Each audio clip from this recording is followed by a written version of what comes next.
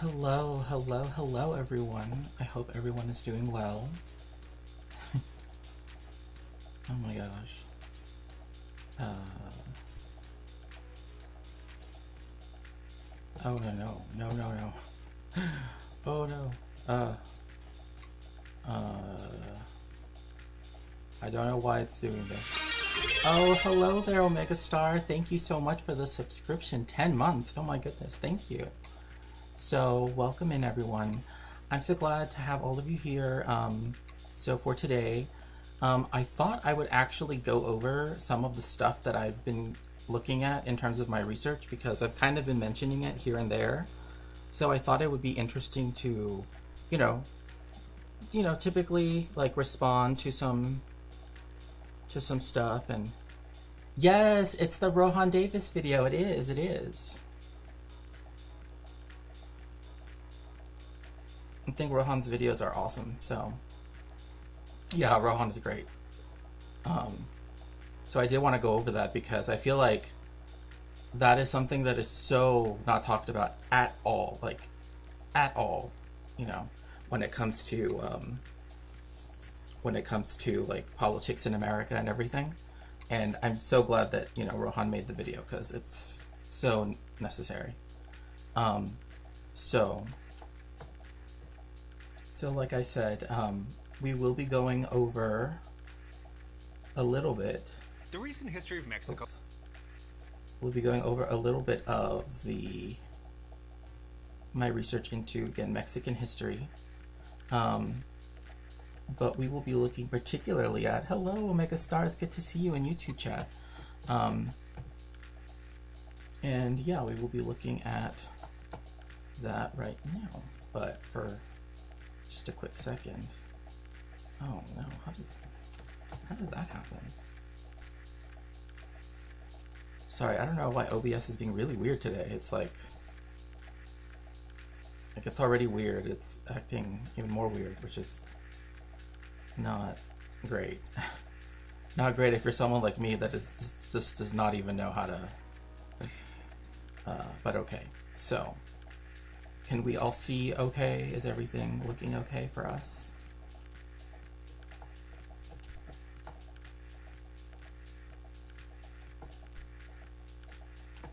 Yes, are we looking good? Okay. So I don't know if I can like make it a little bit bigger. I will try.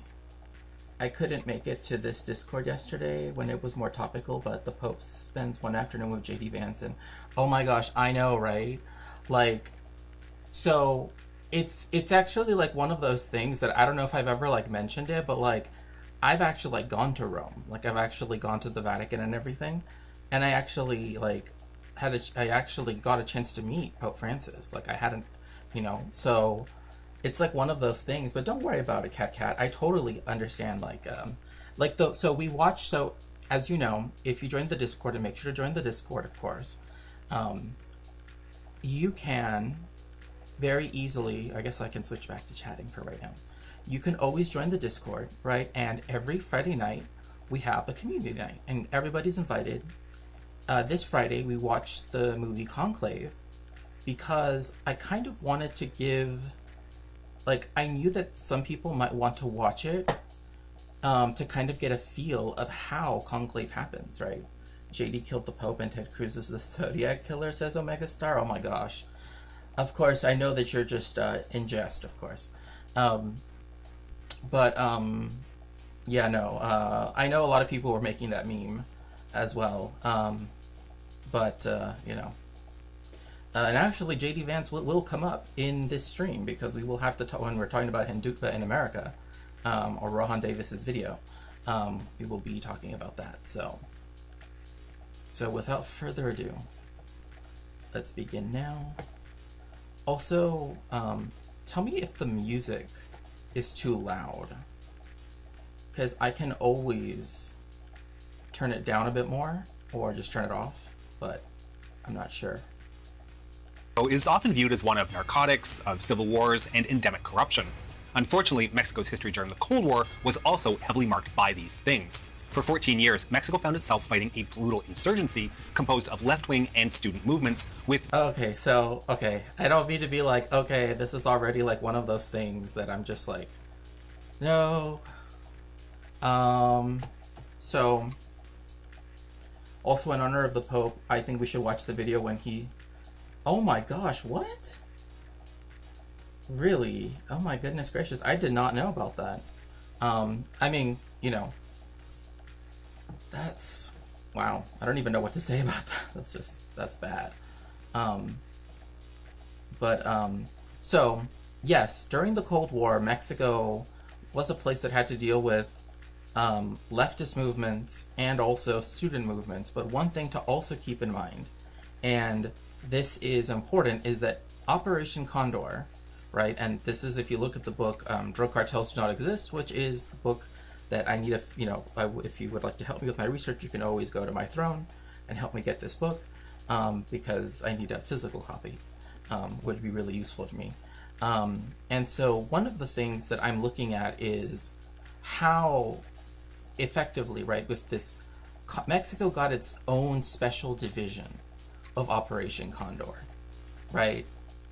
And it's only special insofar as it was different, right? But the language that we hear now is a direct product of this time period, right? So specifically the 60s, the 70s, and then later the 80s, which is they can't use the same rhetoric that they used in the Southern Cone, right, for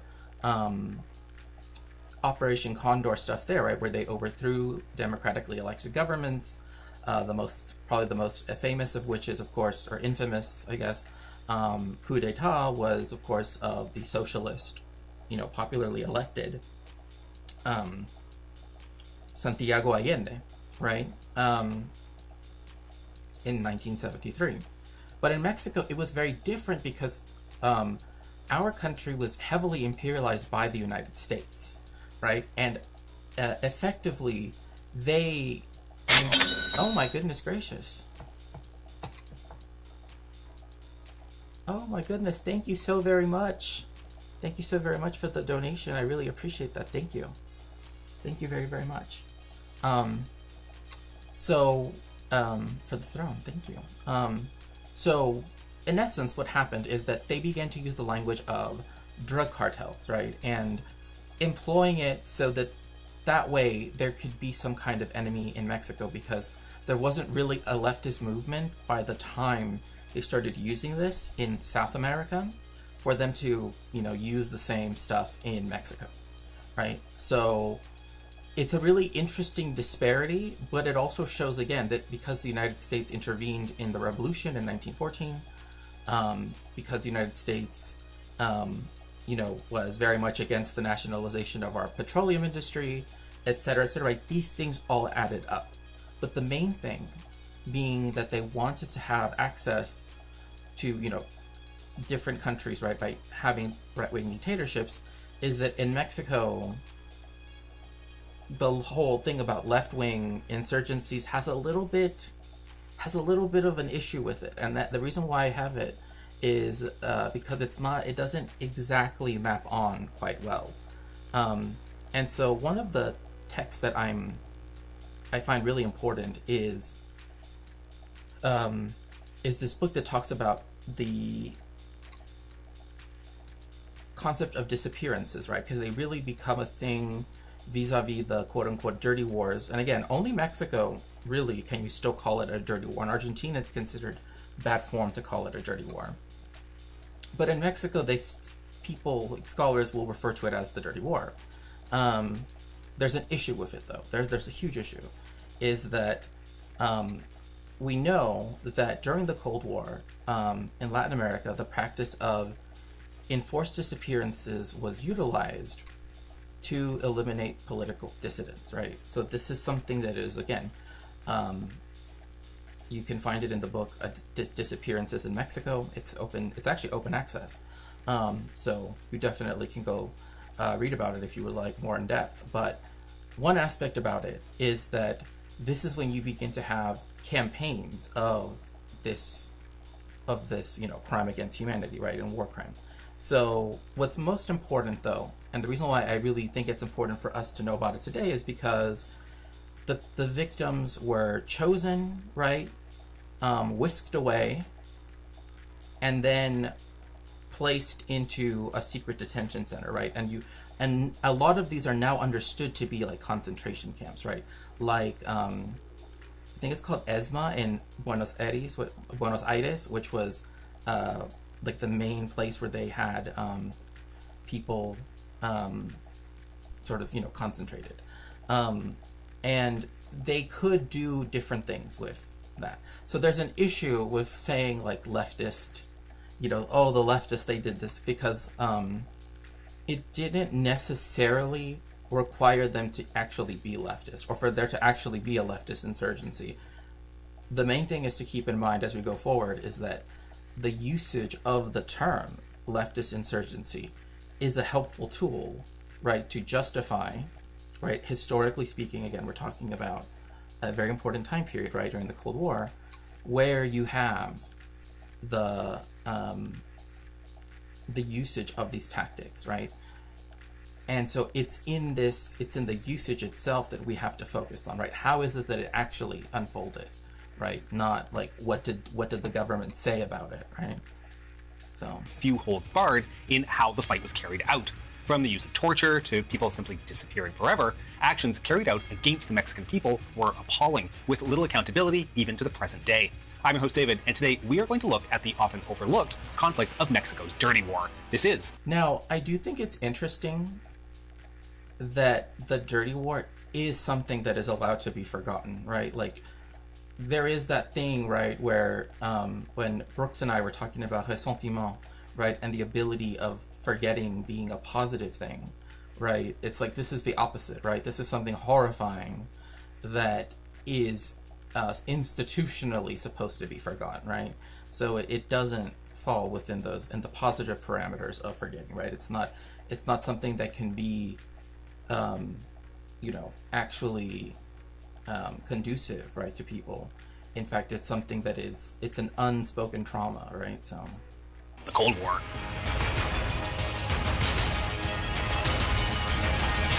I just realized, hello, Moa Nope, it's so good to see you. Welcome in, welcome in. I just realized, and I think I want to go back. Did he really have... We are going to look at the often overlooked conflict of Mexico's Dirty War. Did he really have McDonald's on one side? Oh my gosh, literally, Coca-Cola, burger...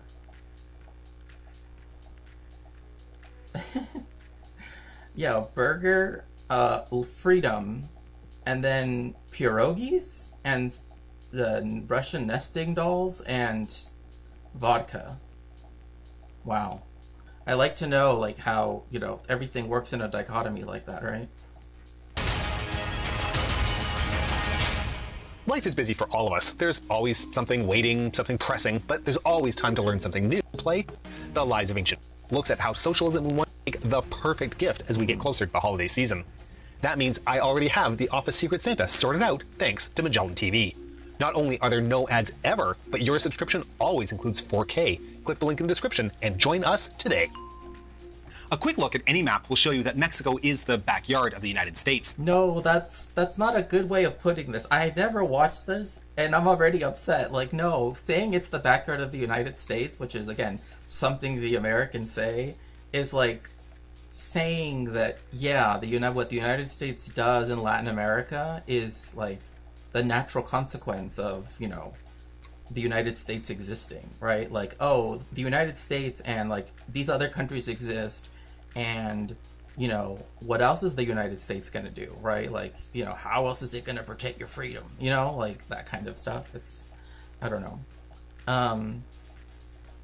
But what I think is very important is that even when the dictatorship was said to have ended, and this is why I think it's important here, is to use this language, right? Is that this is still seen as being the case, right? That Mexico and Latin America in general is the United States' backyard, right? This is obviously something that has to be both. Oh, hello, Charlie Martini. It's good to see you, lurking and learning. Oh, well, thank you for lurking, and thank you for learning. this is one of those things, right, that kind of has to be questioned because it is something that tries to naturalize or rationalize in some way the Monroe Doctrine, right? Pardon me, the Monroe Doctrine, right, where it essentially says, right, that the United States essentially has, right, dibs on the Western Hemisphere of the entire planet, right? And the British have dibs on everything else, I guess. So, again, even if we were going to talk about with Truman, obviously that's a bit different, but I think that's another thing that needs to be brought up, right? Is that the United States already saw itself as, again, being the arbiter of whatever, Mexico in particular, but also all of Latin America. Oh my goodness, thank you so much, Boy Meets Mini. Thank you so much for the raid. Welcome in. Welcome in. Thank you so very much, Boy Meets Mini. It's so good to see you. I hope you're doing well. Welcome in, Raiders. Welcome in, streamer. I hope you're doing well, Boy Meets Mini. How was your stream?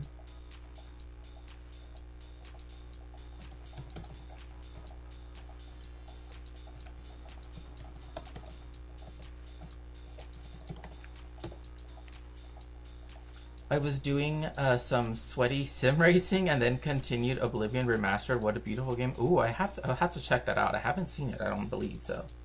What was interesting is last night we watched the movie Conclave, and then we had an interesting discussion, and one of the things we realized was like is we were like, oh, you know, we need yes, also free Kashmir and free Palestine. That's right. And that is something that we will possibly get to in the more section of the stuff. I'm just not 100% sure, because I want to look at Rohan Davis's video as well on that, because his is the most updated. Because I saw some videos that just like don't even mention the fact that like everything that's happened up until now, like it's literally doing the history started on the other day, right? Like it's like, no, it didn't. I'm sorry, but it did not. So, yeah. Yeah, Rohan is very based on utilitarian, right, exactly. And so, yeah. But one of the things when we were watching the film is we realized that we really, I guess we had kind of dropped the ball in inviting you because we had so many questions that we needed answered. And it was, oh, he's from Kerala? Oh, okay, nice.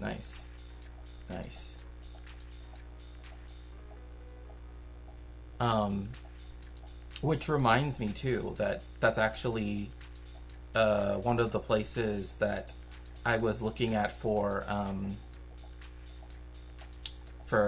scholarship actually of around this time period, right? Looking at how these tactics were kind of exported by the US, the French, and then later the Israelis, counterinsurgency tactics around the world and places where they instituted them, right?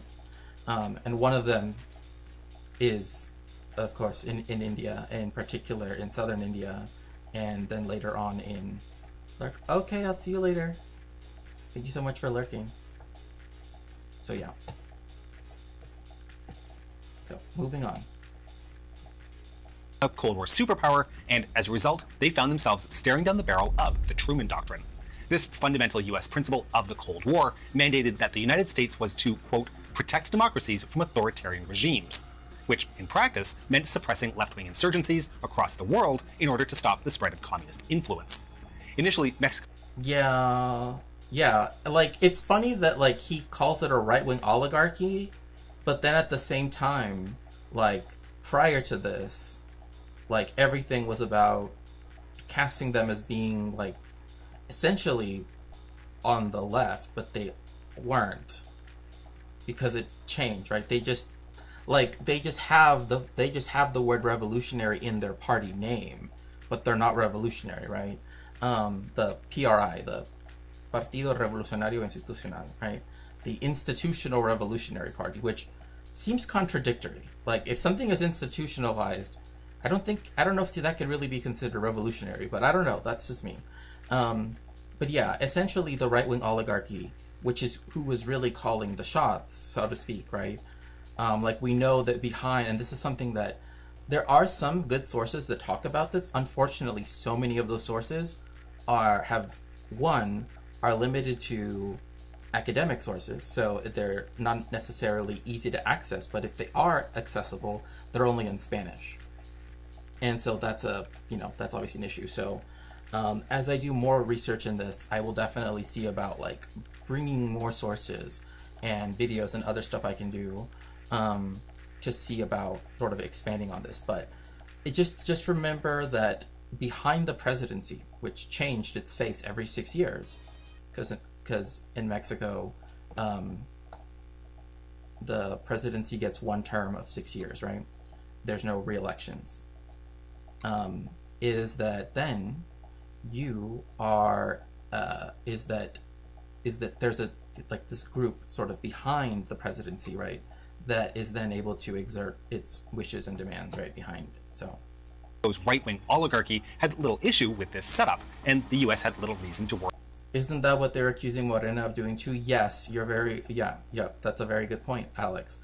That is another point that yes, they do want to accuse Morena of essentially doing a very similar thing, that there's like a group of sort of like big donors, I guess one could think of it like that, that wants to, put in all of these changes that would then, particularly when it comes to like constitutional changes, right? Like right now with the telecommunications law, et cetera, et cetera. So yeah, there is a lot of that. There is a lot of that for sure. Of saying that Morena is doing that. Are the accusations? A lot of them are not, but they are touching on certain things that are like genuine, right? But most of the accusations, like of them, that there's this like people behind them that's not, I mean, except in the sense of like that's how bourgeois democracy, quote unquote, right? Like that's how that works. But in the sense of like the dictatorship years, no, it's not like that at all. And the issue is that a lot of people have is that Morena got a supermajority in both houses of parliament, right? So that means it can essentially pass whatever it wants, right? Because its coalition got over 70% of the vote, of 70% of the seats, I should say. And so that has a lot of the accusations are kind of like, well, they have a lot of power. Well, yeah, they do, because they 170+% of the, with the entire parliament, both houses. So, but yeah, like all of the stuff that Carlos Slim or that this person or that person, most of those things don't even make sense, because Carlos Slim is already like essentially has a monopoly on telecommunications in Mexico already. So, because they called it anti-democracy when they made it that the Supreme Court is electable, right? Like I totally get, like, it's interesting because the decision, like, if you listen to their like argument for it, right, where they say, they want to politicize it, but this is typically what they say, right, which will then move money into the pockets of blah blah blah, right, which is like that already happens, that doesn't need elections for judges to be a thing. That happens regardless. But besides that, right, is that the reasoning behind why a lot of people support the reform is because of the following reasoning. Why is it that the executive branch and the legislative branch are subject to elections, right, from the people, but the judicial branch is not, right? Like, if there are three co-equal branches of government, then they should all be subject to to the people, right, to the populace. And so that's in essence what the central argument is against the people that say that, it's for necessarily nefarious reasons, right? So that's a thing to keep in mind. I just realized something. Is it this?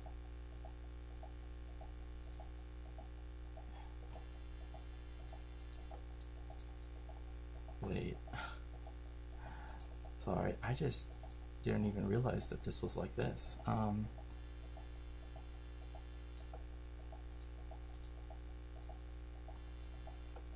I totally forgot how to do all of this stuff on... It's okay. Okay, I have Is it this? I'm so confused. I forgot what I have to press in order to like make it show more. I don't know why it's only showing so little. Anyway, we'll move on. About its southern neighbor. However, this arrangement would soon break down, and the US-Mexican alliance found itself fighting guerrillas on the very doorstep of the capitalist world. Seen as posing an existential threat to both Mexico and the United States. See, it's statements like that that also kind of make it difficult, right? Because then it's like, oh, so you're saying that because Mexico was neutral, it's not, I don't know, like, maybe I should just, I'll let him finish his thought. The war that emerged resulted in the perpetration of what amounted to crimes against humanity, with effects that last to this day. So this story really begins in the late 1960s. By this time, Mexico had been under the control of the Partido Revolucionario Institucional, the Industrial Revolutionary Party. No, not the Industrial Revolutionary Party. Oh my gosh. Oh gosh, I don't want to. It's the Institutional Revolutionary Party, not the Industrial one. Oh my gosh. Imagine, like, no agriculture, only industry. It's just like, no. So, I guess after hearing that, like, might have misread. Yeah, that's what I think. But, yeah, I think, that's why I'm not, like, blaming him for it. Because I totally get that. The issue with saying that Mexico wasn't within the capitalist world is to act like imperialism doesn't exist. I don't know. That's just my own, contention. What do you think of the Soberania podcast? I think it's good. I mean, from what I've seen anyway, it seems pretty good.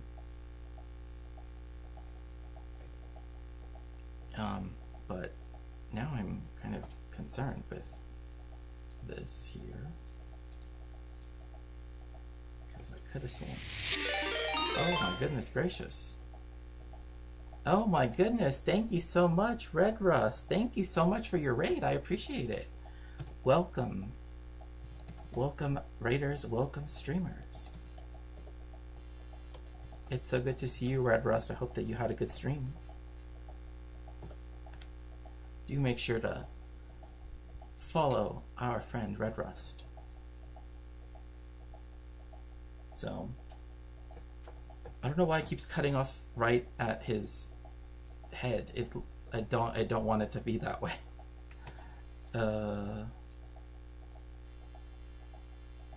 Like, I don't know why it's doing this.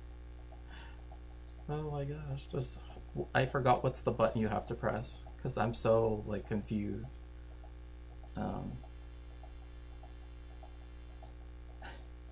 I guess we'll just have to live with it for right now. PRI for decades. The PRI operated... Yeah, I mean, it ruled for at least 7 decades, at least. It's just weird because I always put the cutoff at the end of the Cárdenas presidency. And I say, like, oh yeah, that's when the dictatorship years begin. Which gives us 60 years of the right-wing dictatorship. But hello, Scout, it's good to see you. Hope you're doing well. It's a one-party state that America like to call a one-party democracy, which just imagine the United States arguing that. But that's what it used to call it. And yes, if you'd like to help my research, you can always go to my throne. So I know, right? It's like I remember seeing it in a textbook, like literally a textbook saying Mexico's a one-party democracy. Like, what does that even mean? Like, that doesn't even make any sense, considering everything, right? But the main thing is that the tactics that were employed were things that were taught to the Mexican military, right, to the special forces, etc., and by the United States in particular. And also the adopting of the doctrine of essentially like national security, right? Like that's essentially like Mexico took on that same language by adopting a sort of language of that. A one-party state controlling all state governments as well as the Senate. Despite Mexico technically having democratic institutions, the PRI controlled all of them, including the presidency. This, of course, was made possible by massive electoral fraud. But their total control of the executive, legislative, and judicial branches of government opened the door to abuses of power and eventually to the persecution of the Mexican people.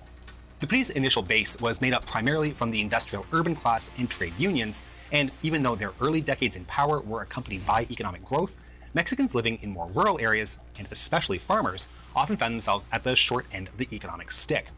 By the latter half... Yeah, I mean, one thing I guess that also has to be taken into consideration is the fact that when you have the imposition of the International Monetary Fund, right, and World Bank sort of loans that then came with the structural adjustments, right, and I kind of have mentioned this before, but even other things, right, that Mexico has done at the behest of the United States, you have effectively the destitution of lots of people from the countryside, and in effect what you have is a displacement of these people, right? So they could have essentially two options. When you have, for example, the fall in the price of corn, right, because when Mexico had to open up its internal market to the United States, the price of corn shot down, and so lots of people lost their farms because they were no longer viable. That meant a lot of people that otherwise would have been growing corn now had to seek work elsewhere. And one of the main places where they went to is, again, cities in Mexico's heartland or the United States. So this is where the United States gets a lot of its, the permanent sort of underclass that is typically what is, the illegal immigrants, right, quote unquote, right, which, not a fan of that terminology, but this is where these large movements of people begin to occur on, this scale. So again, it's directly as a result of United States imperialism, among other things. But actually, I can attest to this. Like when I go to certain stores, like I know this might not seem big, but in America, they sell corn oil to cook. There's a lot of stores in Mexico where they don't have corn oil at all, right? They have everything else but corn oil, so to speak. And it might seem minor, but it is something that sort of showcases, right, that even the production of that grain of corn is no longer, right, this preeminent thing that it used to be, right? Instead, it's something that is no longer used by people of the working classes to cook their food, right? Even though it would otherwise be plentiful, et cetera, et cetera. So that's another thing to keep in mind. For the 20th century, urban workers had also begun to turn away from the PRI as poor labor conditions, magnified by an inability to negotiate for better ones, formed cracks in their previous loyalty. Oh yeah, that was another thing too that the PRI did. And some people say that the unions that were started under the dictatorship should be undone. And I mean, I can get why people say that should happen. I totally get that. But the idea of taking away a union is one of the things where I'm just like, but it seems like you just want to take it away and never let it come back. That's the problem with a lot of the people that want to get rid of particularly certain unions. Yeah, that's one of the issues. I totally would agree if they wanted to get rid of the, the sort of one that is not truly in the hands of the workers, etc. Totally understand that. And instead have the ones that are of the industry, etc. But not if it means, we're going to get rid of unions, right? That would be horrifying, right? Throughout the 1950s and 1960s, waves of student and labor movements had been met with a solid wall of repression and backlash. The right-leaning PRI, fervently anti-communist, punished any dissident harshly. And remember, this is the party that just decades prior, when it was under different people were sort of in the party, when it was the PRM, and which it was its earlier name, is that you have it be, the founding of the party was even by people that at one point were part of the group that the New York Times called Bolshevik Mexico. So you have a huge shift, right, from, pretty much a reformist view, right, which is in essence what ended up happening, because of the United States' interventionism, right? So again, U.S. imperialism abroad, right? Particularly in its quote-unquote backyard. And then you have it becoming very right-wing. For some reason, there's just this, like, I don't know what it is, but every time the United States does something like that, they somehow become right-wing dictatorships. I don't know why this is. I really wonder. No, but again, that's to, like, this is the issue with the narrative of a leftist insurgency, because the hegemonic government that was in charge of all of the states was the only party in the Senate, was the, you know, blah blah blah, right? All of these different things was, you know, they were anti-communist. So that's the reason why I like the idea of a leftist insurgency that was sizable, like the ones with the Montoneros in Argentina, which did happen, but had already been defeated a decade before their dirty war began in the one in Argentina. Kind of doesn't fit right. Like, otherwise they couldn't have, you know what I mean? Like, so. But in 1959, things began to change. That was the year that Cuba's dictator, Fulgencio Batista, fled the island country just ahead of Fidel Castro and his socialist movement, sparking an international situation that continued to spiral over the next decade. From Honduras to Venezuela, communist guerrilla movement... Wait, is he not going to see... Like, is he not going to note the fact that the Cuban, like, Fidel, etc., they all left from Mexico? That they got their boat and they went to Cuba from Mexico? Like, I think that's kind of important. I don't know. Took up arms against their governments, and their movements inspired some of those in Mexico to consider doing the same. Keep in mind that regions of Mexico already hosted rebel training camps, including those from which Castro had launched his own invasion of Cuba. Okay, so he did. So they did mention it. I just don't like the idea of being like rebel training camps, you know, because that's already framing it as like they were bad. Like, even though they were right in their decision to... Yeah, Guevara lived in Mexico City, that's right.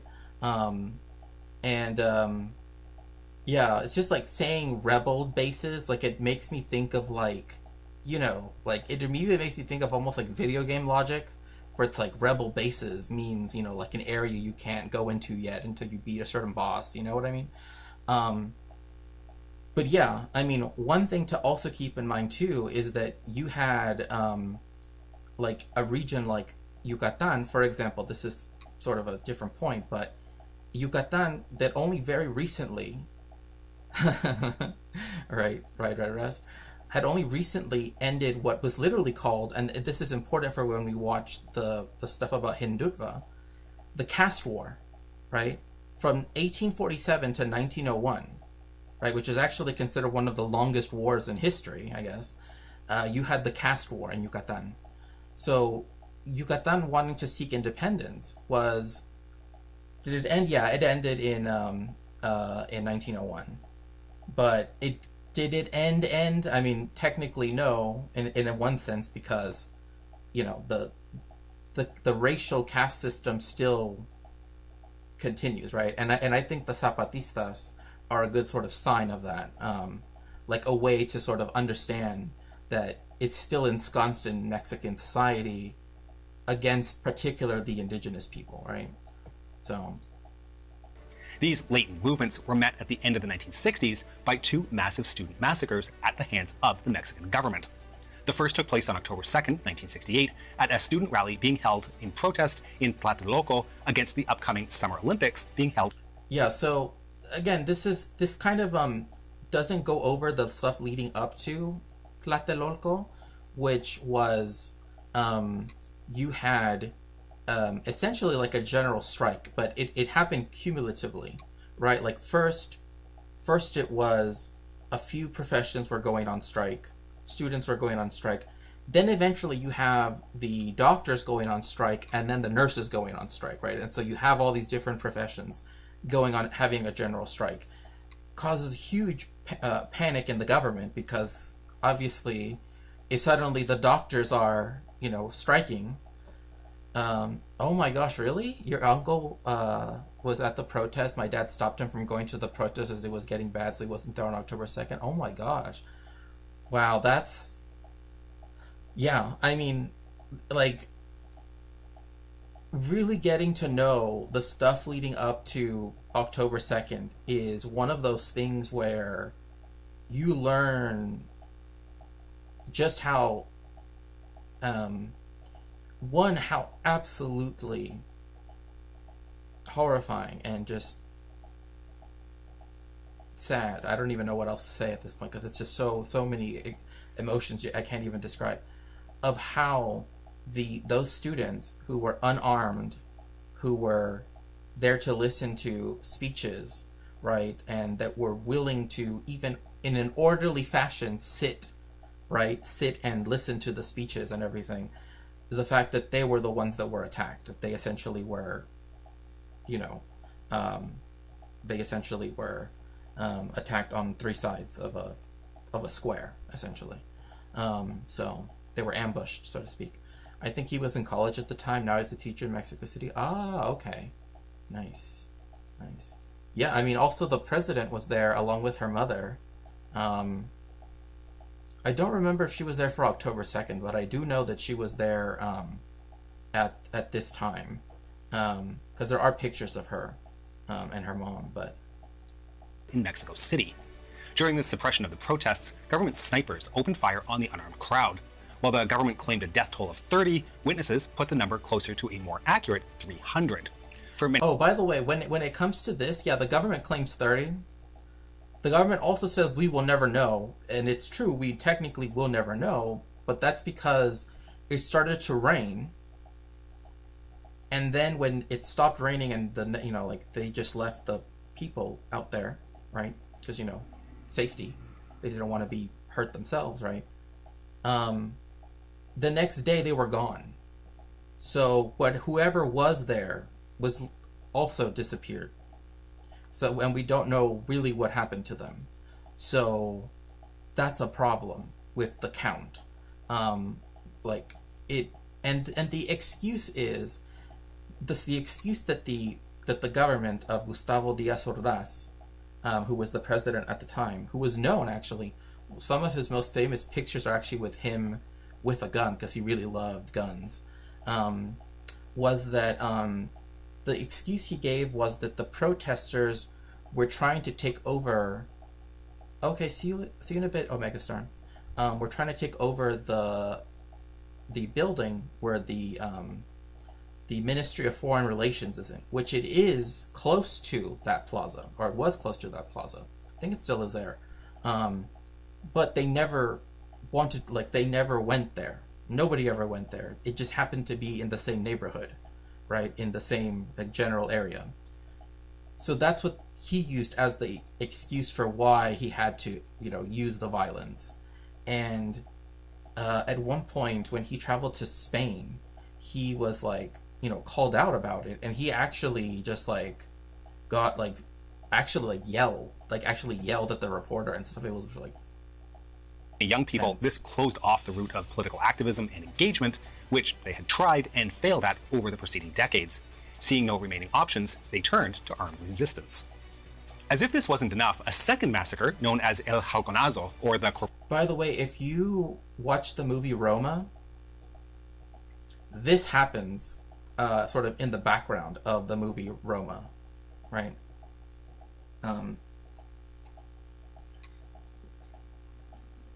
Because this is both massacres had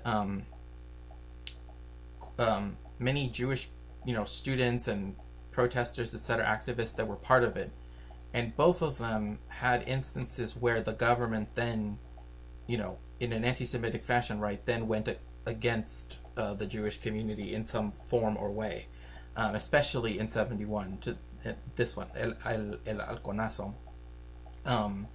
So that many people that did live in the Jewish community that were, affected by this, or that could be affected by it if they had been members of the Communist Party, etc., right? A lot of them left to Mexico, but to the United States. But because the United States likes to not categorize Mexicans as essentially being able to be refugees, I guess, they're not counted as refugees, right? Even though that's what they were. They were seeking political asylum in the United States. But the issue was, of course, that the United States liked the government that was doing what they were doing. So, yeah. Corpus Christi massacre took place on June 10th, 1971, when a government-trained paramilitary gang known as Los Halcones. Oh, also just thinking about it, Alex, I'm actually glad that you brought that up. The fact that you know what actually sparked the '68 protests? Like what started that was there was a preparatoria, right? And some college students. So preparatoria is like the last 2 years of high school in America. That's essentially what it would count as. But you don't have to, after like 10th grade in Mexico, you're done your like required education. If you want to keep going, you can go to preparatoria, and then you can go to universidad, right, to university. So because of this, there are a lot of preparatorias that are associated with, right, in our like feeder school, so to speak, right, to major universities, particularly the public ones. And so one of these universities that had it with UNAM, right, it was a high school essentially for UNAM, but like to UNAM, they were playing soccer, right, or football, right, football. And when a little scuffle broke out, right, between the two sides, right, something happened, I forget what it was. It was literally like the most minor thing. That's when the police came and went way over the top, right? And it was in that moment that then other people began to join and started to go against the police, right? Because they, I think one of my uncles works at one of those feeder purposes. Oh, that's awesome. Yeah, no, I mean, like, I've like, UNAM is an amazing university. Like it's like the amount of one, it's super old, but it's also like also it's like a library, the Department of the Humanities building is huge, and it's famous because it has like all of this, like it's like a huge mural on all sides, right? And it has like two sides of the planet, blah, it has like all this stuff, right? And it's like showing all these different points in the history of the Americas, parts of Europe, etc. Because I know quite a few people that also work at some of the feeder prepas for UNAM as well. So, but yeah, it was literally like a little scuffle that broke out because of soccer. I think it was like, oh, they gave them a penalty or blah blah blah. It was some minor thing, but because the police completely overreacted, and they went too hard on the kids, right? That in essence that started the initial back and forth violence, right? That eventually started the protests. So again, like when you have here the fact that there was a student protest, an unarmed student protest, where they opened fire. Again, this was 3 years after October 2nd, right? So even then, people were still willing to peacefully demonstrate, to voice, their anger at the government. The problem is that it was a dictatorship, right? And it was a U.S.-backed one, so it essentially did not have to listen to the students in many ways, even though now you had people from all strata of society, right? From, from the working classes all the way up to, even members of the bourgeoisie in some cases. Opened fire onto a student protest being held in Mexico City to voice anger over government interference in universities. In fact, the fact that they say interference in universities, this is actually why a lot of universities have an A in Mexico, right? Like you will see, oh, why is there always an A in something? It's not the University of blank. It's the Autonomous University of blank. And that's because of this, right? That there would not be government interference in universities, so therefore they are autonomous universities, right? Like that was a big thing. Because state schools, technically speaking, like UNAM, the tuition there is like for Mexican citizens, you can go to UNAM. It's not, they don't charge you tuition because it's already part of the universal education. But the issue was that, like, obviously this meant that a lot of people from a lot of different classes, a lot of different ethnic groups, etc., races, now we're all going to UNAM and getting an education, and so one of the things that they always fought against was the fact that the government always wanted to restrict the education system. And so that's why now a lot of universities always have an A in their name, because it means that they're autonomous. 20 people died as a result. This second massacre brought to light the involvement of the United States, and especially the CIA, in Mexican affairs. Los Halcones had been trained by the Federal Security Directorate, a domestic defense agency established by the Mexican government with the help of the CIA in their... So this is what I was saying earlier, right? That because of the Truman Doctrine and Mexico's adoption under Gustavo Díaz Ordaz of this principle of like internal security, national security, right? The national security state, right? That is why Los Halcones and the Federal Security Directorate, the FSD, right, was started by the CIA and was trained also in counterinsurgency tactics by people that had already come back from Vietnam, right? So, because this will evolve into more in a little bit, and you'll see how it kind of sparks other stuff in the rest of the country. Pursuit of the Truman Doctrine. The FSD and their paramilitaries would later take charge of dealing with urban guerrilla fighters during the ensuing Dirty War, responsible for many bloody incidents against Mexican citizens in the process. The coalition that fought against the PRI was not a unified movement, but rather a collection of different groups, each operating under their own motivations, but facing a common opponent. The fighting took place in both urban and rural settings. In the countryside, Lucio Cabañas' Partido de los Pobres, the Party of the Poor, and Genaro Vázquez's Associación. Fun fact about the economy, in 1951 it was growing inexplicably fast. Spoiler, with socialism and the Bracero program, neither of which the government wanted to talk about, so it was a mystery. Yeah, no, I've heard about that, specifically when it comes to the mass deportation that then happened in 54 as well. That also had like something to do, that also was influenced by economic sort of handy, it's kind of like what you're getting at. So we have here one of the organizations, Partido de los Pobres, and so there was Partido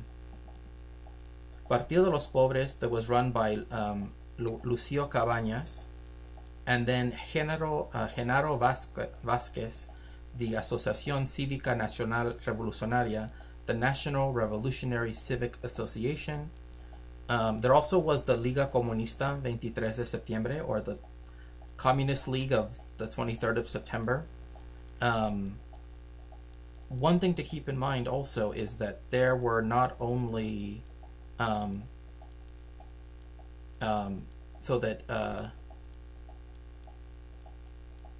in 23 different states, right, at this point, once you start to get this heightening of violence, particularly after after 1968 and especially after 1971, is that you get essentially in almost most of the states in Mexico, you actually get an urban or a rural, right, insurgency type movement, right? You have some kind of group that was either armed and urban or was, in rural areas.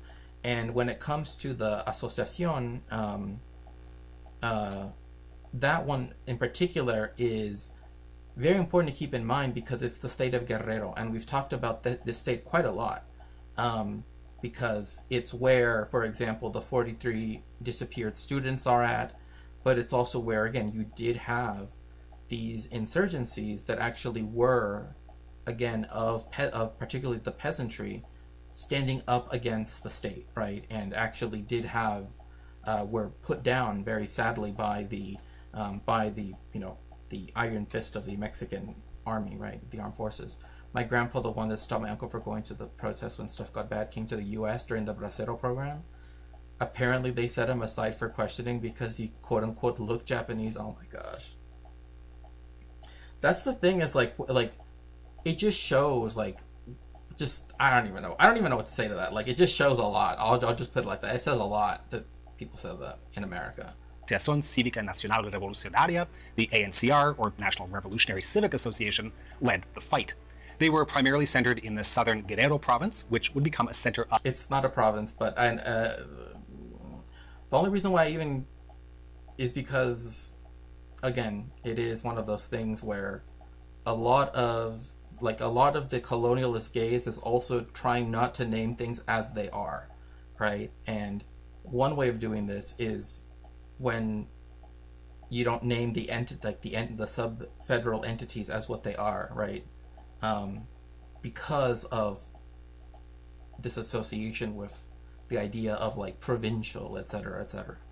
But I don't think I wouldn't believe that that's his intention. I think he just was like, oh, it must be some part of the country. So, but yeah, the center of the guerrilla fighting was Guerrero, and in many cases, even to this day, a lot of the leftist organizations, etc., that actually have a deep tie with the peasantry in particular, exist in Guerrero to this day, and Genaro and others, right, also, right, are very well respected in Guerrero, whereas like in Mexico City, welcome back, Boy Meets Mini.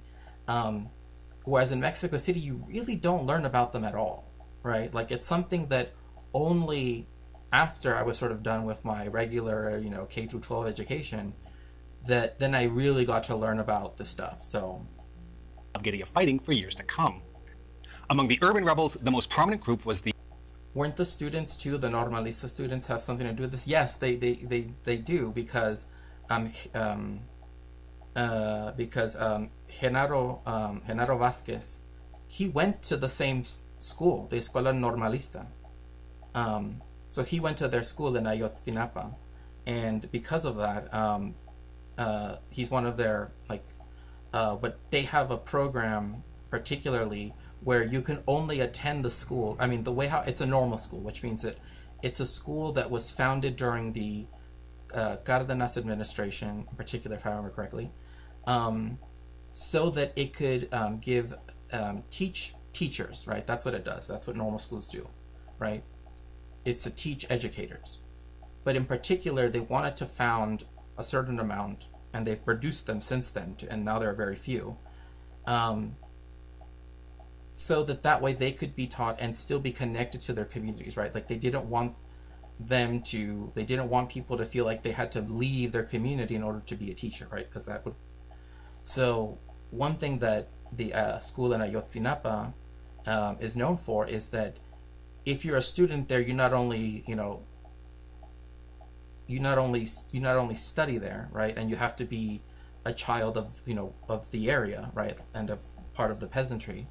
But you also have to grow. There's also a certain amount of stuff you do, right, that is for the greater good of the community, like growing a farm. Like they essentially own a bit of land, or rather like a big garden, and then whatever they don't whatever vegetables or fruits or whatever that they grow, whatever they don't choose to sell or use for themselves, they will give it away to people in the community, right? So a lot of their leftist ideals are, and again, this is something where if you look at their videos of the stuff that happened to the 43 Normalistas, you can see that they were, again, they actually do read Marx. They actually do read, they actually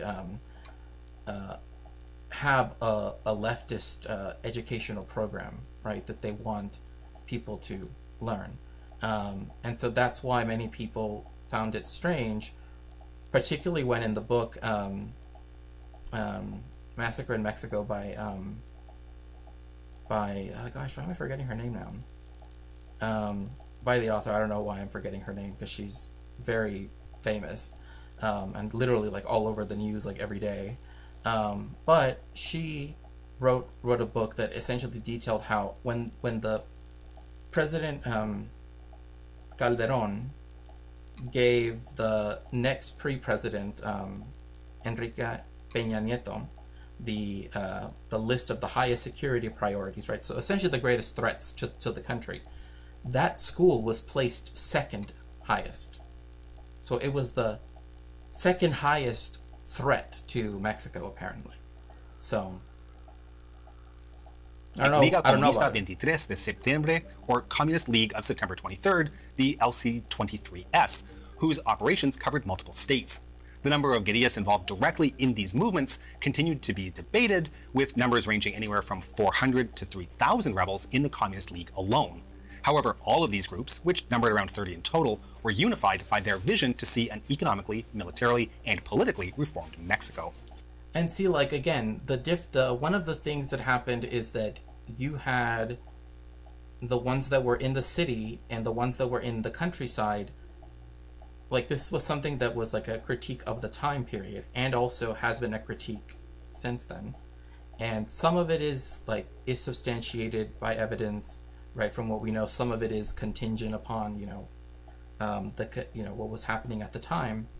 But that, like, a place like Guerrero is actually very close to Mexico City, right? Let me see if I can show you. So this is Guerrero right here, right? This blue state. And Mexico City is right there. So it's really close by. It's really close by as a state. And so a lot of people wondered why there wasn't more communication between the different organizations and movements, if they, to sort of make sure that they could have had more traction.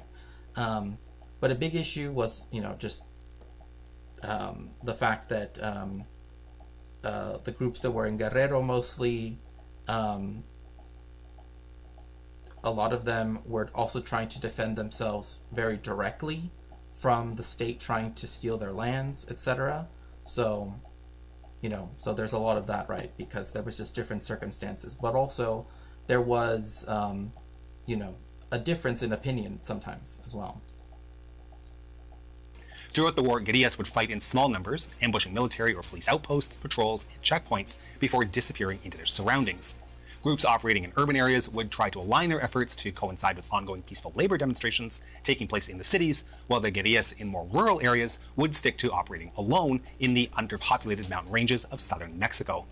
These sides waged a two-front war, and although small in numbers, their... Yeah, so, like, this was also another thing that some people often...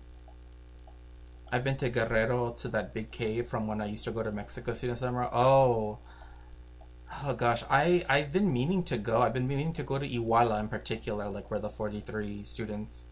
To go see it because of that, but also for, to also visit for other reasons as well. Because I've always wanted to visit La Costa Chica. I've never been there myself. Have I been to Mexico often? Yes. I live in Mexico now, so oh my goodness! Thank you so much for the gift sub for Alex. I appreciate that.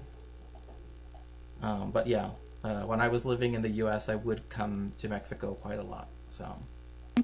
What I was gonna say was, there are some people, I should say, that do wish that the two groups would have worked better in coordination with one another, because. Oh no, you're totally fine. It's okay. I just yeah. So what ends up happening is that there's a lot of criticism when it comes to people living in the city about the fact that the people in the country wanted to work alone. Then there's criticism from people that knew the movements in the countryside, critiquing people in the cities. But I would say that most of the issues were usually from the urban and the not wanting to work with the rural, not the other way around necessarily, like in coordination, etc. But one thing is the case, and that is that having the urban movements coincide with peaceful demonstrations caused a lot of issues for the people that went to the peaceful demonstrations, right? At least you're close to when the F1 race happens at the Circuito Hermanos Rodriguez. Okay, I don't think I've ever been to a racetrack. Like I've been past one. I don't think I've ever like gone inside one though. Um, like to More watch than a a nuisance race. to the government, who sought to crush them by means of ever-increasing force. In response to the growing unrest, the Mexican government responded with a campaign of bloodshed. This ranged from mass arrests, illegal detentions, and exile from the country. Oh yeah, and like these tankettes, right? Like these are things that were used in. Part of it is a stadium. Ah, okay. I'll have to see where it's at because I've never like I guess really paid attention to it before. Like I've heard of it, but never really, or maybe it is where, maybe I have. I don't know. I'll have to check it out. Um, so this picture, if it wasn't for like the Spanish colonial architecture, although they have a lot of the, I've often compared to this picture that's in actually taken in Algeria, just like a decade prior, and it looks almost exactly identical. Um, because again, the British, pardon me, the Americans and the French um, were two of the main people, the culprits, right, when it came to teaching counterinsurgencies, right? The French, as they learned it against the, not far from the airport. Oh, okay, yeah, okay. Ah, it's not that far from the Mexico City's airport. I mean, there's a lot of things that aren't far from Mexico City's airport, but um, the place where they say the apparition of the Virgin de Guadalupe happened, actually. It's not that far away from it. Um, Also, Tlatelolco's like on the way from there to downtown. Anyway, what was I gonna say? So you have these counterinsurgency tactics that were, you know, pioneered by the United States against the Vietnamese, right, in particular, and later on with other, and then also the French as they did so. Your family lives near the Basilica? Oh my gosh. Okay. That's cool. That's cool. Um, I go. Ah, okay. Nice. Nice. El Cerro de Tepeyac. Yeah, yeah. No, like my mom knows the area really, really well. Really, really well. Really well. So, um, yeah. So, like, cause, um, yeah. Well, there's a lot there. Um, but yeah, with the arrests, the detention and exile, right? This was again something that is kind of happening now in the United States to an extent, although this was done against, well, to some extent it's only happening to people that aren't citizens, but they want to do it to people that have green cards, etc., right? Like with Mahmoud Khalil, right? But the difference here is that you did have mass arrests, and in fact there are pictures you can look up of Tlatelolco where, I kid you not, they stripped people down to their underwear. Like, I'm not even joking when I say that. Like, they are literally in just like an undershirt and like their underpants, and that's it. And it's very like, kind of like, what are you doing, But it's like this whole, they have to.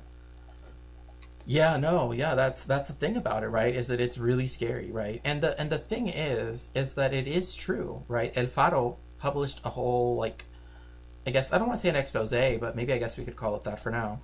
That actually showed that the whole thing about it, it brought down crime, actually isn't true. The reason why crime went down was because, at least as El Faro reports, which had to leave El Salvador, because Nayib Bukele didn't like how critical they were of him, because, they actually wanted to publish, honest stuff. And so they had to flee to Panama, if I remember correctly. Um, and so, but when El Faro did this whole thing, right, they showed, oh, yeah, no, it's not, if you read El Faro's report, which I don't know if they've made it available in English yet, but in the Spanish one that I've looked at, he does have, I mean, insofar as, like, he was willing to negotiate with, right, he was willing to, like, do a deal and stuff like that with them. And was like willing to say like, oh, we won't do this against you, we won't do that against you, right? But then afterwards, it was after the crime rate had already gone down because, again, of this agreement between the different maras, etc., that then he claimed that's when he built the prison.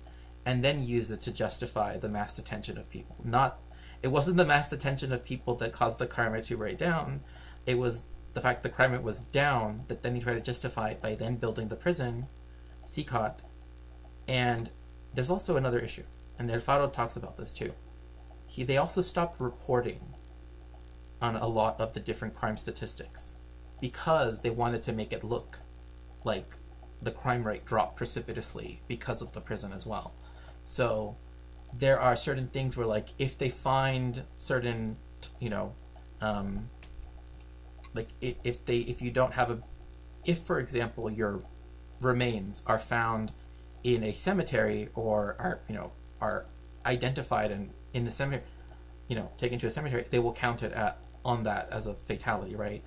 If you're found elsewhere, they don't. So you see how that cuts out a whole bunch of people that would otherwise be counted in that statistic. And I forget exactly how they broke it down, but in essence, what you see is, hello, oh my gosh, hello, wait. It's only quiet on my end, right? Oh, is it quiet? It might be. Forced healthy audio levels on me phone. So yeah, like, that was the thing that, yeah, for Bukele, he does have those ties insofar as him working with them, willing to work with them. And also when he was the mayor of the city, which is the suburb of San Salvador, he also was known to work with them. So again, yeah, there's a lot going on. But yeah, like, this picture, when I've shown it to people like that know like what happened in Algeria, right? Like, if you've ever watched the film The Battle of Algiers, right, which I've shown in the Discord, there's a scene very similar to this that happens in the movie itself. Although it happens on a incline, so it doesn't look exactly like this. But yeah, like the tanquettes, that was something that they like to use. All of these armored vehicles, and this is in the Zocalo, by the way.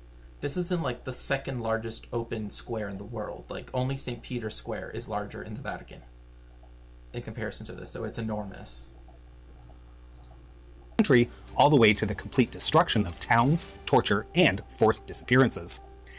So what I want to talk about a little bit more is these disappearances, right? So anyone that was suspected of being on the side of the ideology of the, what they accuse them of, being communists or whatever, they not only went against their support bases, right? I mean, pardon me.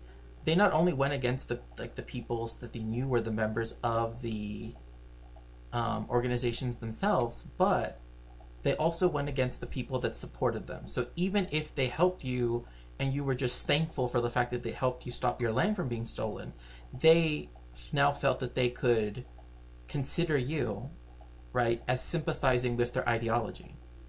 So then they would attack innocent people, right, civilians.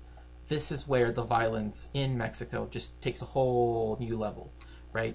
And again, a lot of this is not really expounded on, unfortunately, because in the United States, right, at this time, like in 1965, right, that's when the first drug cartel starts, right, in Mexico, the Guadalajara cartel. And so a lot of that, it's amazing that AMLO's people have been ruling Guerrero for at least a decade, and we still don't know what the Mexico Super Cup had to do with the 43 of Ayotzinapa. I know. It's really sad. I also thought that him saying that it wasn't a crime of the state was weird. Because it kind of was. I mean, you know what I mean? I think, to me, there was so much wrong with everything that for him to say that, oh, it had nothing to do with blah blah blah, was with the army or whatever, was completely wrong all the way around. Like, we still don't know where they are. It's been over 10 years. We still don't know where 43 students are. And one of the people, interestingly enough, is it Seron? Is that what his surname is? One of them literally ran off to find refuge in Israel, of all places. So, But when it comes to the violence perpetrated by the state against the people, which again is also why I found it so strange that AMLO did say that it wasn't a crime of the state, because if it didn't, so the way how in Mexico, the way how it works is that all of the different levels of law enforcement, essentially, they all have a sort of central node, one might say, when it comes to their information. So that night, all levels of policing, all levels from the municipal all the way up to the federal, they all knew what was happening, right? One of the events of including the 43 students from Ayotzinapa, happened on the other side of an overpass from a courthouse, like a big federal courthouse. Like, you know what I mean? Like it wasn't like, oh, this happened in the middle of nowhere. It happened in front of a courthouse. You know, so there's like a lot there. Like, in fact, there were even students that tried to seek refuge in the courthouse, but they didn't open the gates for them. So that's the reason why, like, the fact that AMLO did say that, and a lot of the people that are in the government there in Guerrero, I wish that they wouldn't have kind of let that go, or for whatever reason, just because I feel like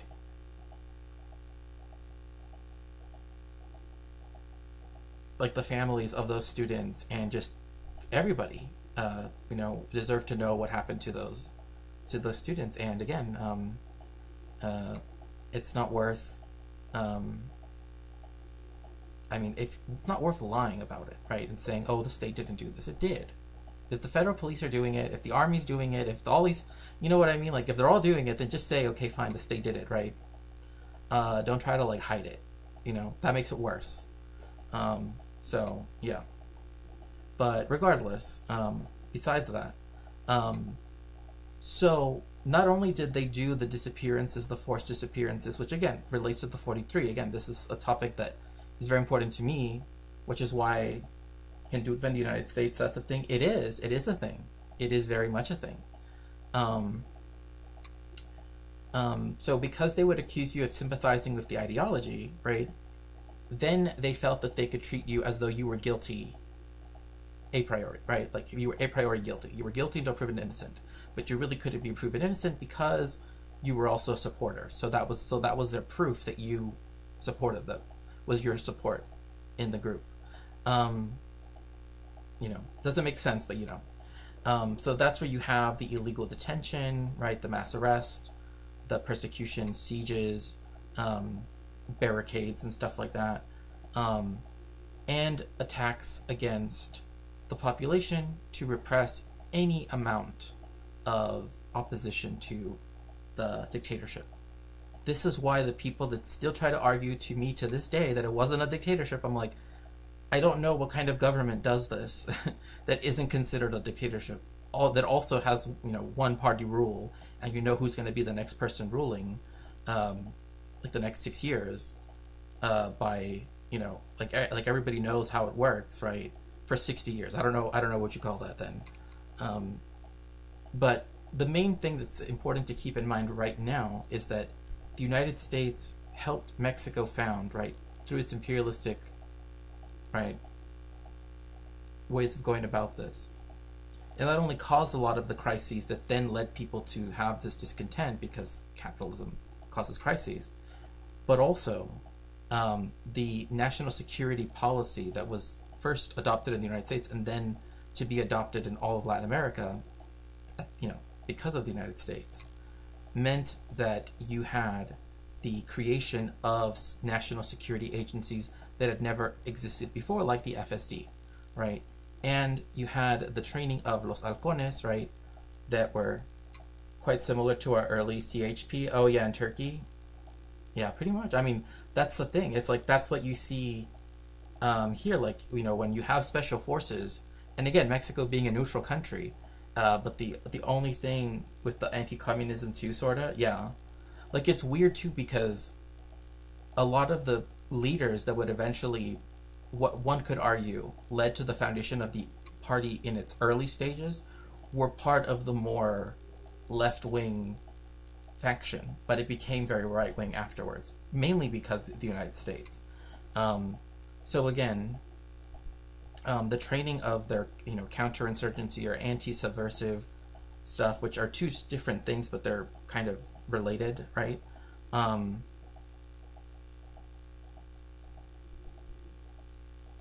Was itself a way for Mexico to legitimize, right, the violence that it would then enact on its innocent civilians. Because again, if they happen to do something, that is to say, if one of the groups in 23 of the states of Mexico had 21 states at the time, had 31 states, pardon me. So if 23, hello, powerful finger, welcome in. Yeah, you had more socialist elements during and post-Civil War, right? Or are we talking Italy? No, we're actually talking Mexico. We're talking about Mexico in the 60s and 70s, during the Dirty War. So,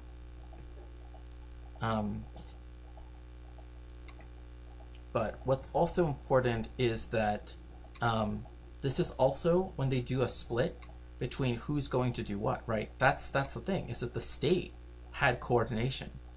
They split it in half, so to speak, the sort of duties that they had to do.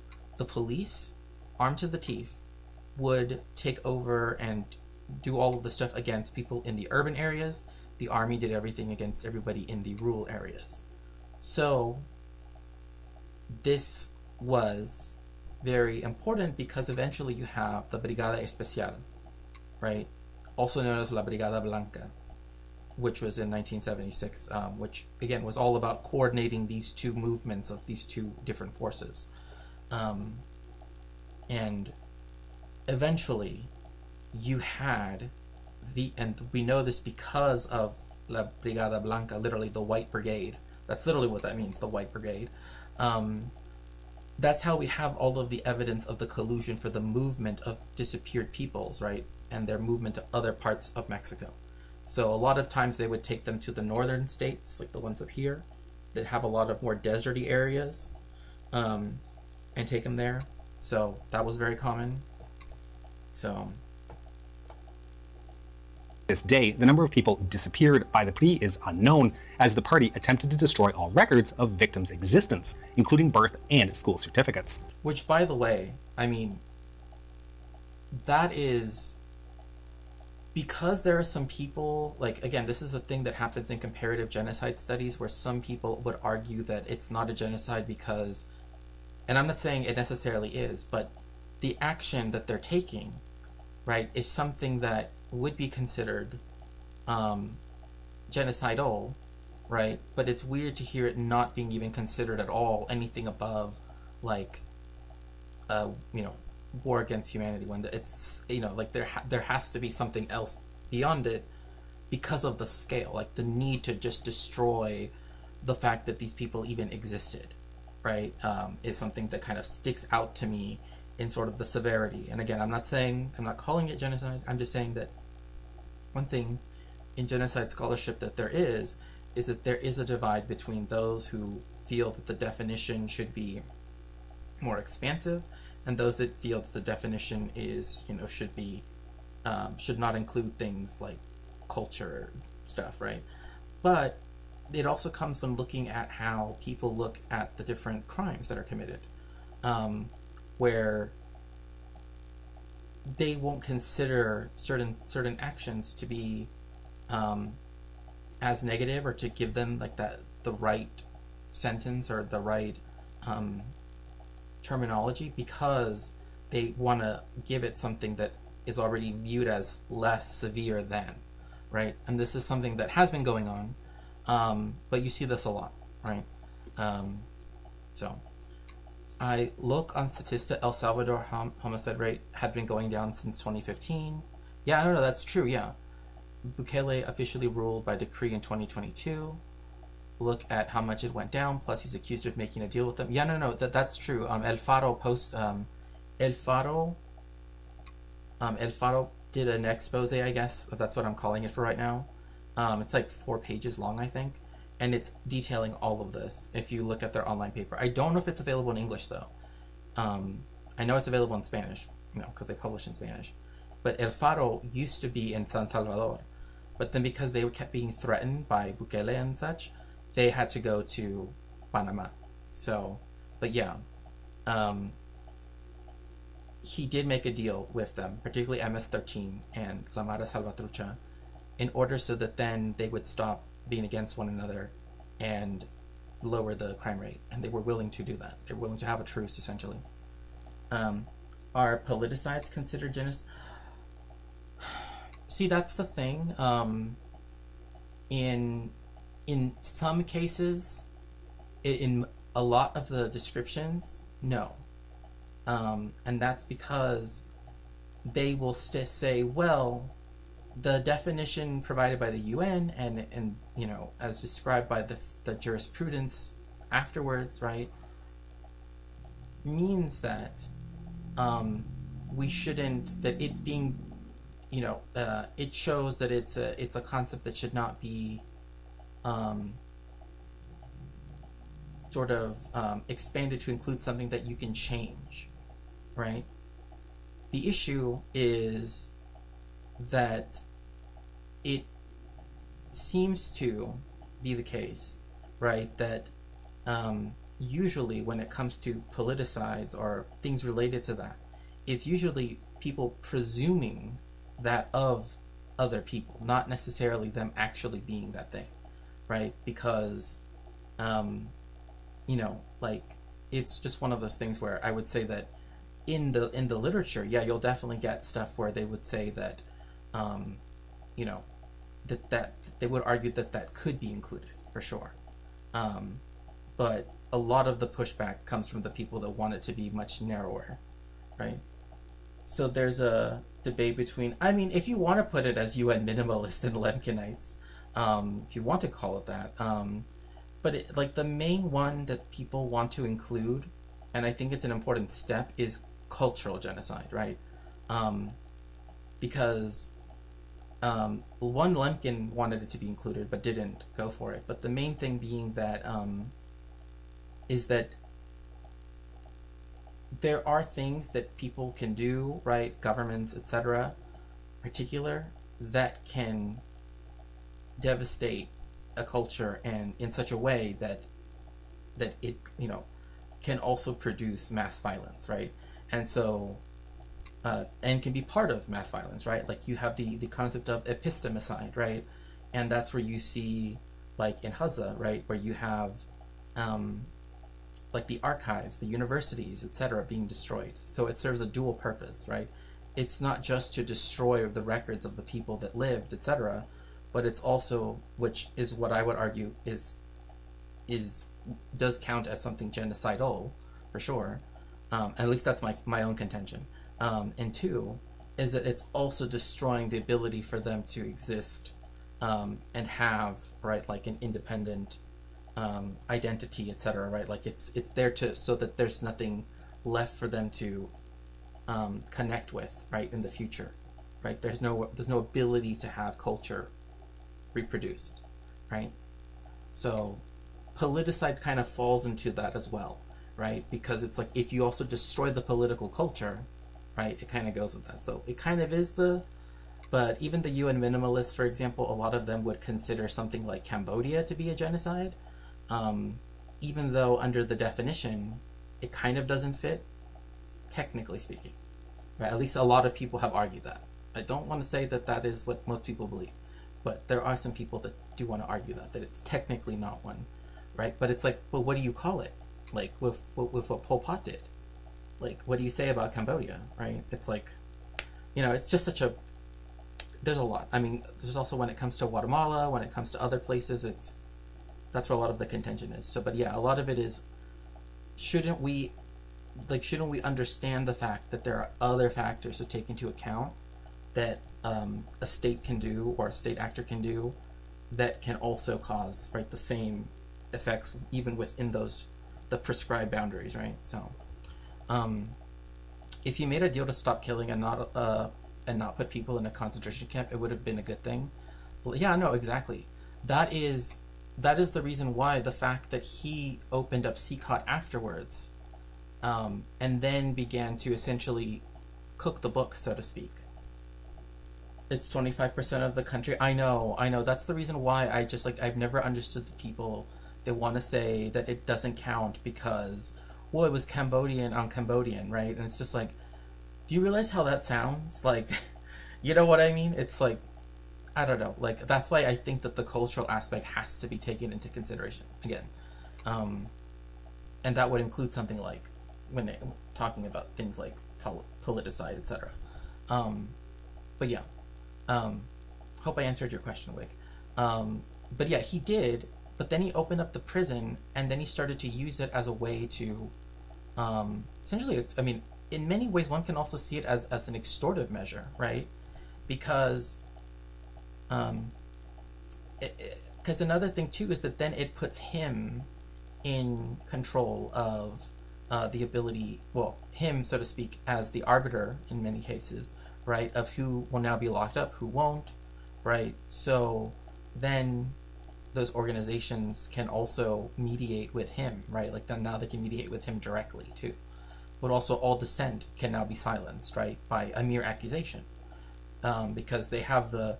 I don't know if people have ever seen the video. I don't know of any that have English subtitles.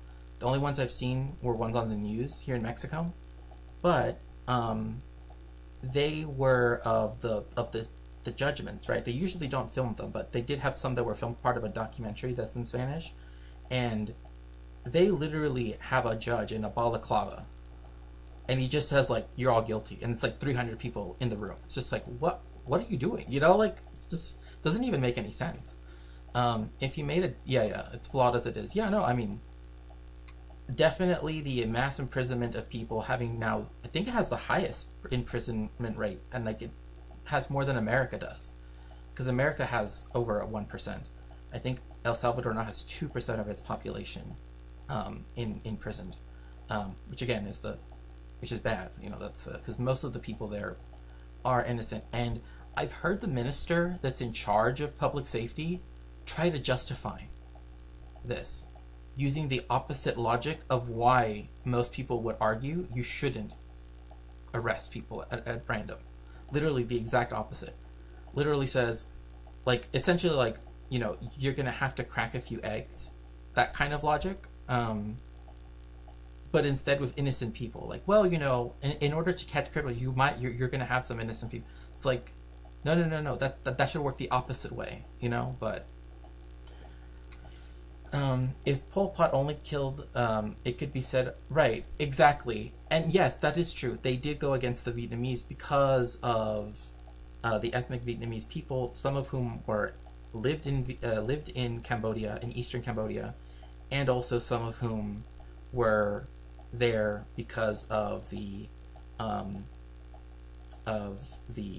Saigon Road, right? I think that's what it was called, and that kind of started even before, because even the monarch prior was anti-Vietnamese. So you do have that, like, a precedent that even prior to the Khmer Rouge, that you do have already like an established anti-Vietnamese sentiment. That's why, again, I do think that the people that have tried to argue like the fields themselves as being that, again, want to focus in. Hello, KJ Saint. It's so good to see you. Welcome in. And so that's one of those things where, again, in comparative genocide studies, you often have people saying that we now accept this, and I would say that most people do accept it as that. But there was a time when people did dispute it, though, because reasons, you know. Because putting tens of thousands of people in 2 years in a small country, I doubt that judicial system can give a fair trial in such a small time, even if there were that many criminals. Well, I mean, because it's literally on the basis of being, and also I hope you're doing well too, KJ Saint. It's also on the basis of just a single accusation. Like, if it's by accusation, I mean, then anybody can be sent to prison, right? Because there's no way you're never given due process, right? But what is interesting is the fact that a lot of the language that they used for, like, after they opened up CCOT and everything, is now being used in America just in English, right? Like, even the same designation of groups as this and that, right? It's Strange, but interesting. My country has around 1,450 prisoners. We have 1/3 the population of El Salvador, and we do have gangs. Yeah, I mean, like, this is why the idea that building mega prisons somehow solves things. It's like, again, like, there's one here in Mexico City. I kid you not. One of the places where they would take disappeared people is here in Mexico City. It's Campo Militar Número Uno, right? And it's still in use. Like, it's still a thing, right? Like, it's still a military base, right? However, there's a reason why that it's like a, yeah, it's you know, I think to me a lot of that could be solved by way of other means, mainly by, again, I mean, even if they were to do things that are already on the books, like in the Constitution, right? But it's, you know, 50,000 prisoners is just insane. The place where I live has around 4. That is a lot of people. Yeah, I don't even know what to say. Like, if it's 1/3 of the population, I think 1,450. Yeah, I mean, again, if they were able to surpass America in the percentage, right, of imprisoned, I mean, that's a, like, I mean, I don't even know. Like, that's a statistic you don't want to be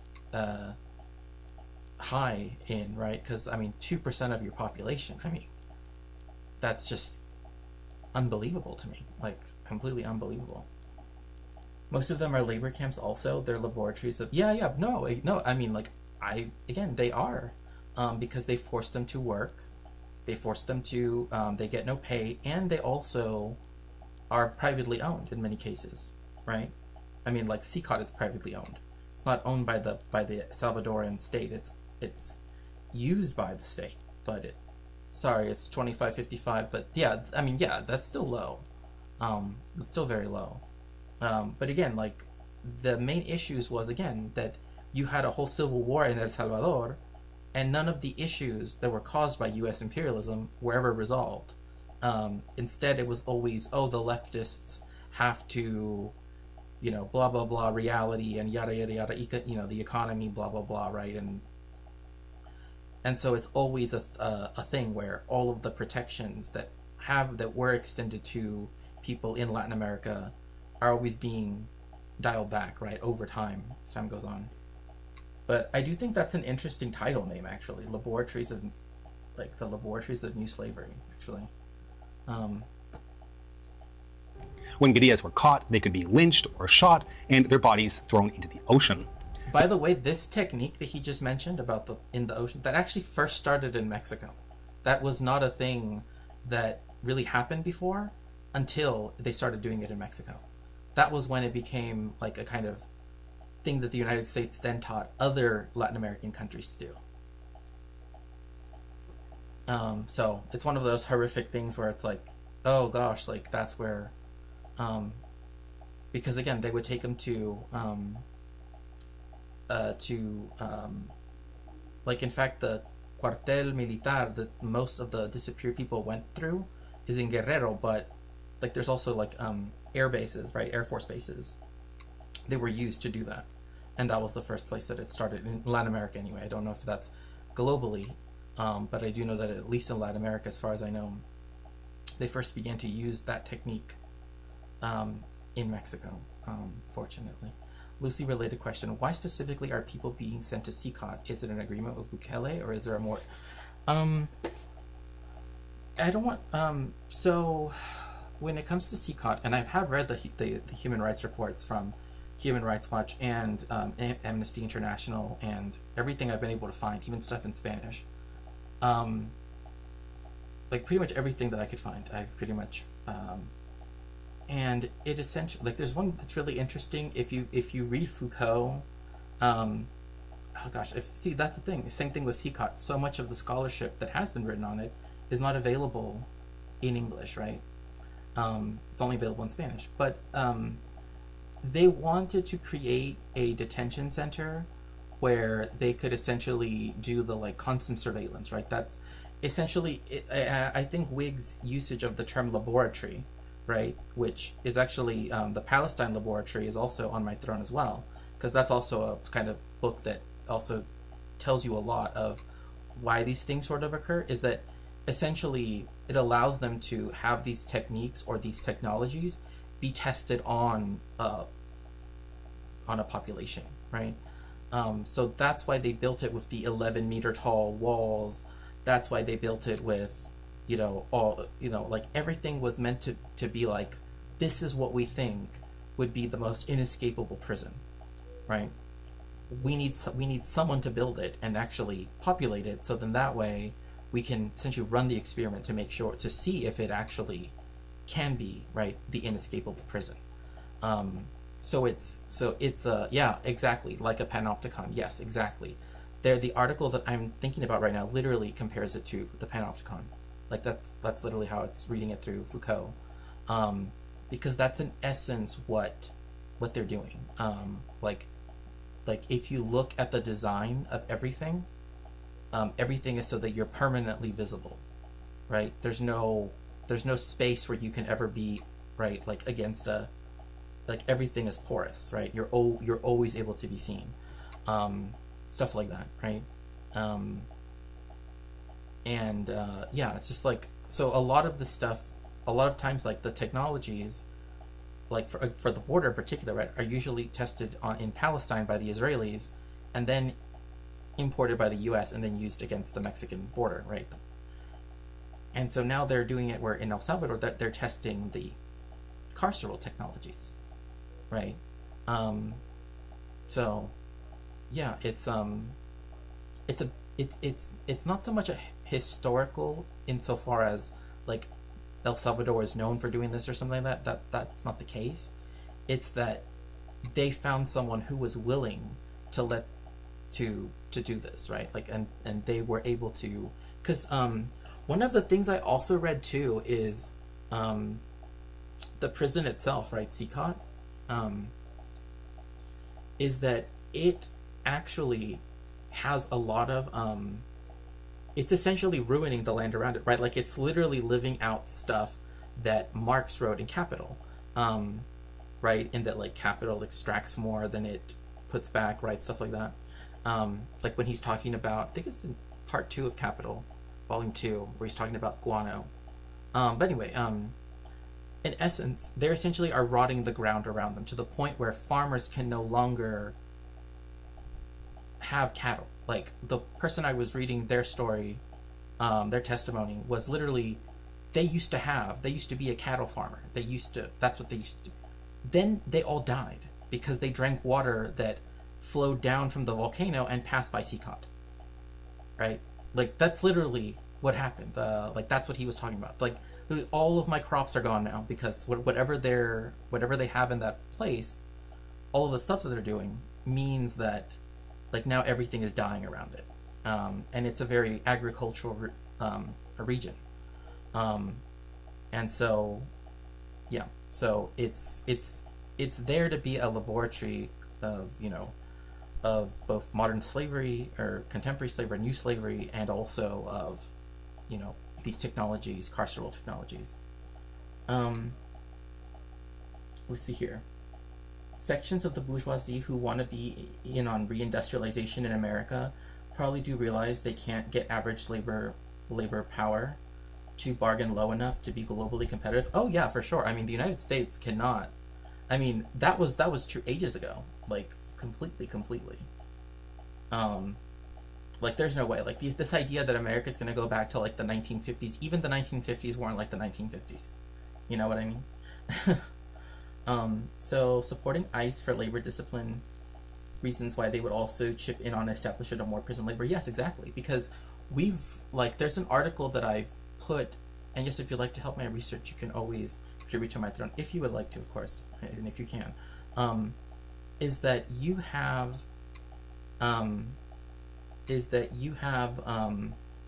the usage of not only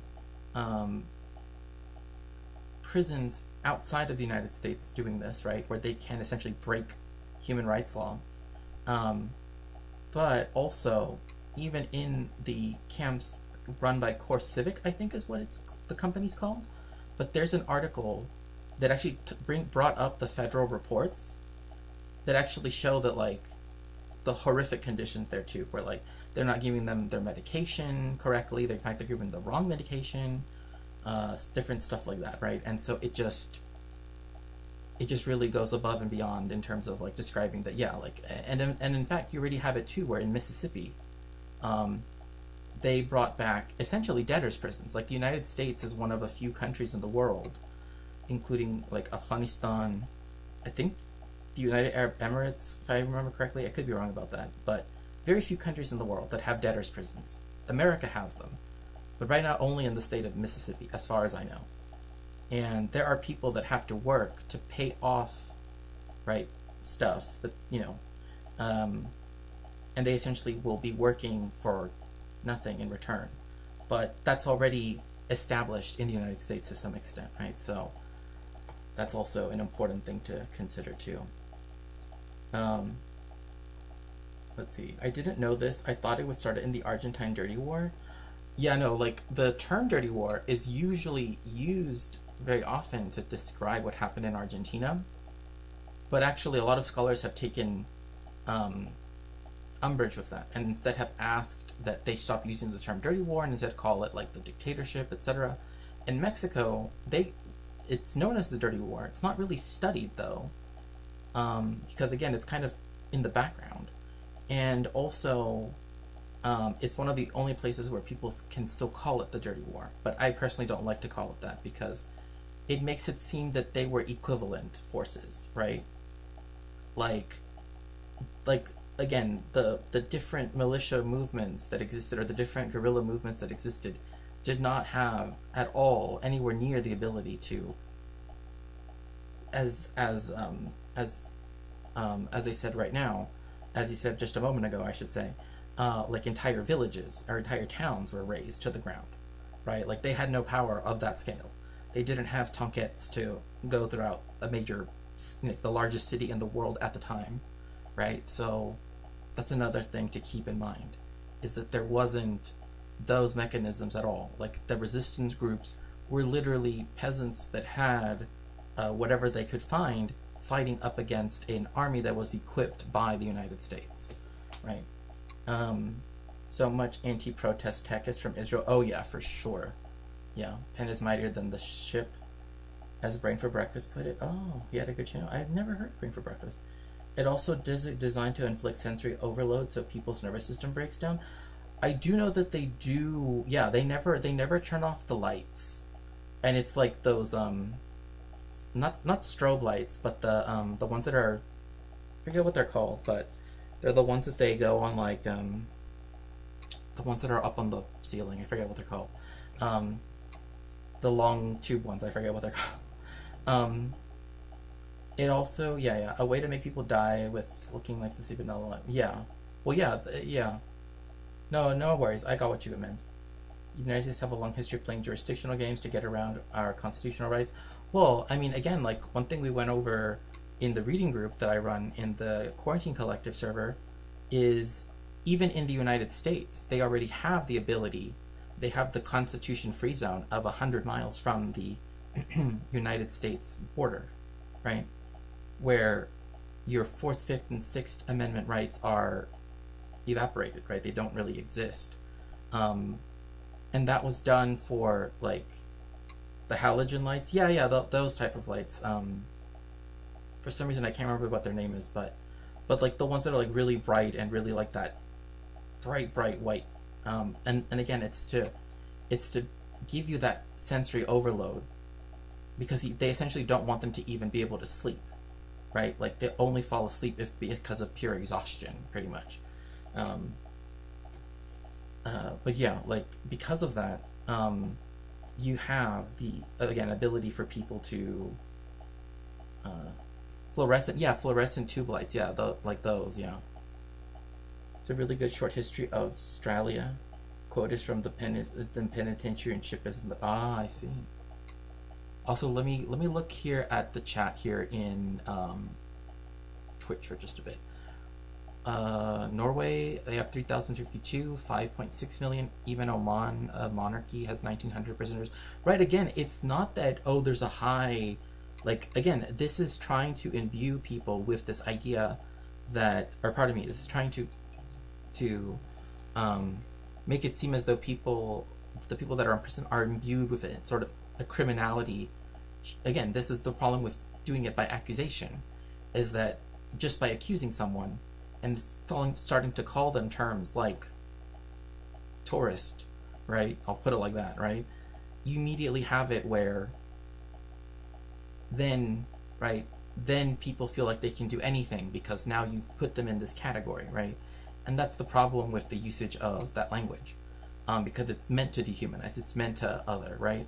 And so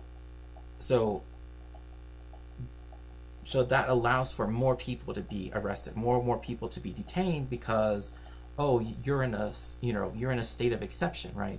Because of national security, and so people will use that to justify the higher numbers.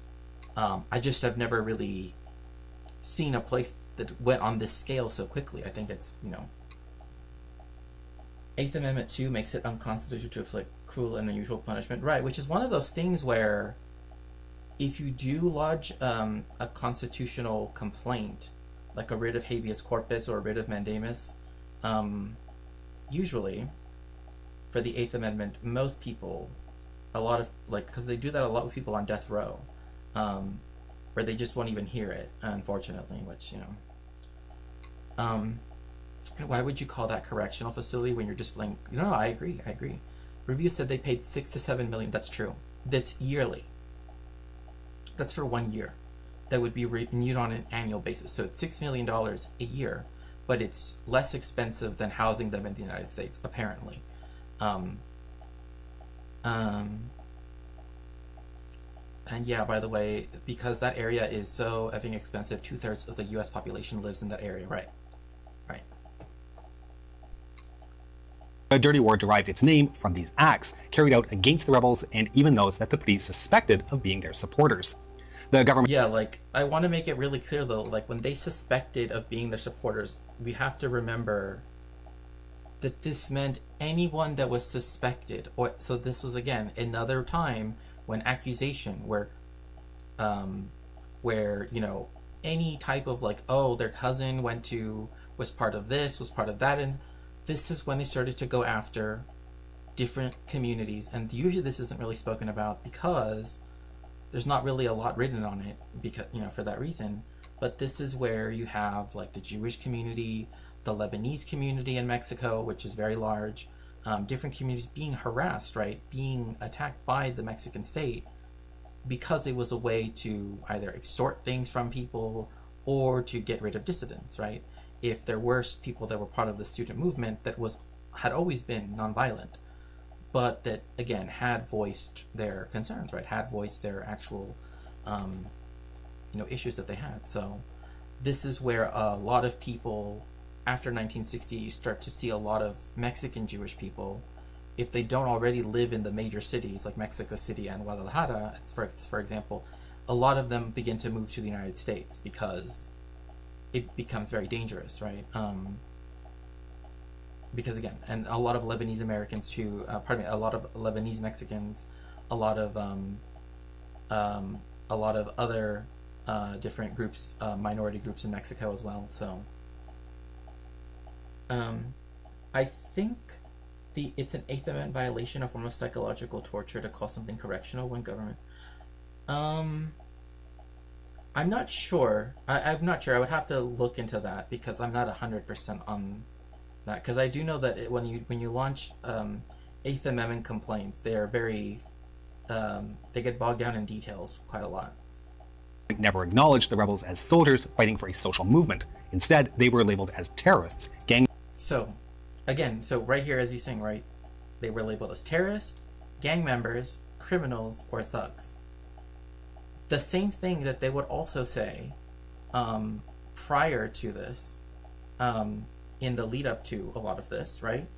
And earlier on, is that they would also accuse people, even in the lead up to the Mexican Revolution, of things that people still say that Pancho Villa was in particular. like being a cow thief, being a horse thief, like literally like all these things. But the term bandit was something that, again, I said before, right, was used as a racialized term to equate, right, banditry, though, criminality with Mexicanness, right? So that's why, like, you'll still see it being described as "oh bandito," like they'll still use these terms, right? And they like to kind of play with, like, even to this day, they'll still kind of play with these images, right? With like Speedy Gonzalez, etc., right? Like this view of Mexicans being constructed in a certain way, but a lot of it sort of has its origin in like the 1930s, right, etc., where they would also label people that were Mexican these things as well.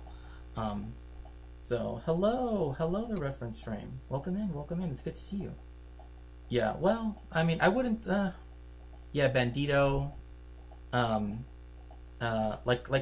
Like if you look at, like, in fact, I know that they sell these at costume stores because I've seen it before, where you will see someone like where they dress up as though they're like where they have like the bullets on both sides, right, going all the way across, and they're wearing like a sarape, and you know what I mean? Like there's like a way that people, right? It's like bandolier, right? Exactly, with the bandoliers. Thank you. You begin to see a lot of this being reproduced in a lot of American media because, again, it's trying to imbue, right, Mexicans as being innately, defined by those things. In the same way, too, during the Dirty War, as it was called, right, they began to use the same language of calling people terrorists, gang members, and also this is where the language of cartels begins to be used, right? This is why the book, again, the one that's on my throne, Drug Cartels Do Not Exist, actually highlights that in its introductory chapter. Because it talks about how, like, even the lawyers themselves of many people that belong to these organizations, so to speak, will say it doesn't exist. Like, there's no such thing. It's a marketing concept as opposed to something with content in it, right? It's more a signifier, right, than anything. But anyway. Members, criminals, or thugs. Through the conflict, Mexican propaganda continuously stated, quote, "There are no guerrillas in Mexico." Most of the fight... And again, this is because the reason why they would use this particular language, that there are no guerrillas or guerrillas in Mexico, otherwise Mexican speakers, right, that too. Because like a lot of that stuff is still seen as again, like it's still stuff that you will see people dress up as, or right. But yeah, the whole thing about there are no guerrillas in Mexico, it does come from this idea that, again, the state wanted to stamp out all of the dissent. Obviously that could never happen, but and subsequent repression centered around the southern province of Guerrero. Genaro Vasquez's ANCR had morphed from its roots as a teacher-led labor movement into an armed rebellion in the early 1970s. The movement had a solid base of support in Guerrero even before the beginning of hostilities, and the ANCR hoped to capitalize on this as a guerrilla war developed. However, on December 2nd, 1972, Vasquez died in a car crash outside Mexico City. His movement dispersed with his death, with many joining other rebel groups. The other rural leader, Lucio Cabañas, led his Poor People's Party to take up arms after a heavy government crackdown against striking miners in late 1967. So, he already mentions the striking miners in 67. Remember that the strikes lead up to a general strike in Mexico City in particular. But there's also one in the ports as well, like in Veracruz, and with the dock workers.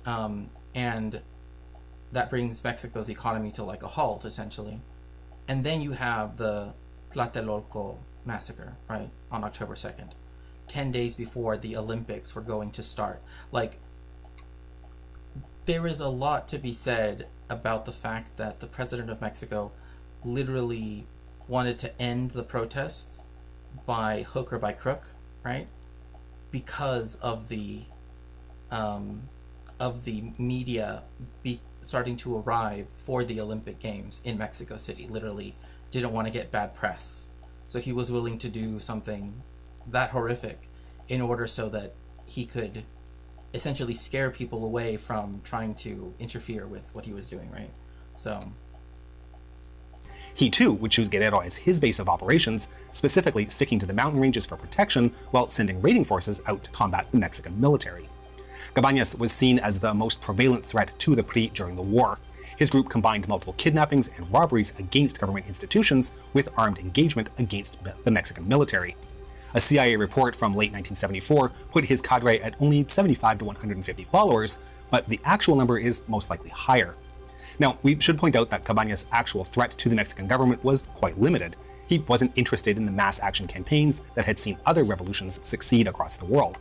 And see, this is where some of the critiques, right, begin as well, because yes, there are people that recognize on one hand, he was also limited by other people at the time not necessarily willing to work with him and his group, but also the fact that the Mexican military was already sort of zeroing in on Guerrero after the death of Genaro Vázquez, right?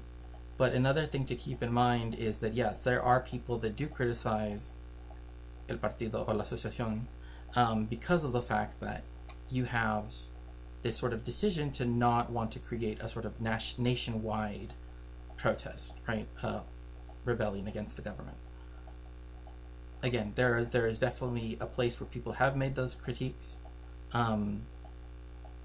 but also, right, like there's also the fact that, again, there were a lot of contingencies, and I do think, again, like there was a lot of this has been noted actually, and it's interesting because there is this idea that already Mexico is not really united, right? Like Mexico is actually a whole bunch of different states, right? Like countries sort of held together, because each part of Mexico is so different and in many cases doesn't want to be associated with another part of Mexico. And you can really see this when it comes to Guerrero, Oaxaca, Chiapas, like that's where and also the Yucatan, I mean, hence the caste war, right, that lasted from 1847 to 1901. I mean, that's a long war to have, the caste war of all things, right? So this is why there's a film actually where someone says this. She's like, this is one Mexico, and where I'm from, there's another one, right? So so there is that, right? There wasn't necessarily a lot of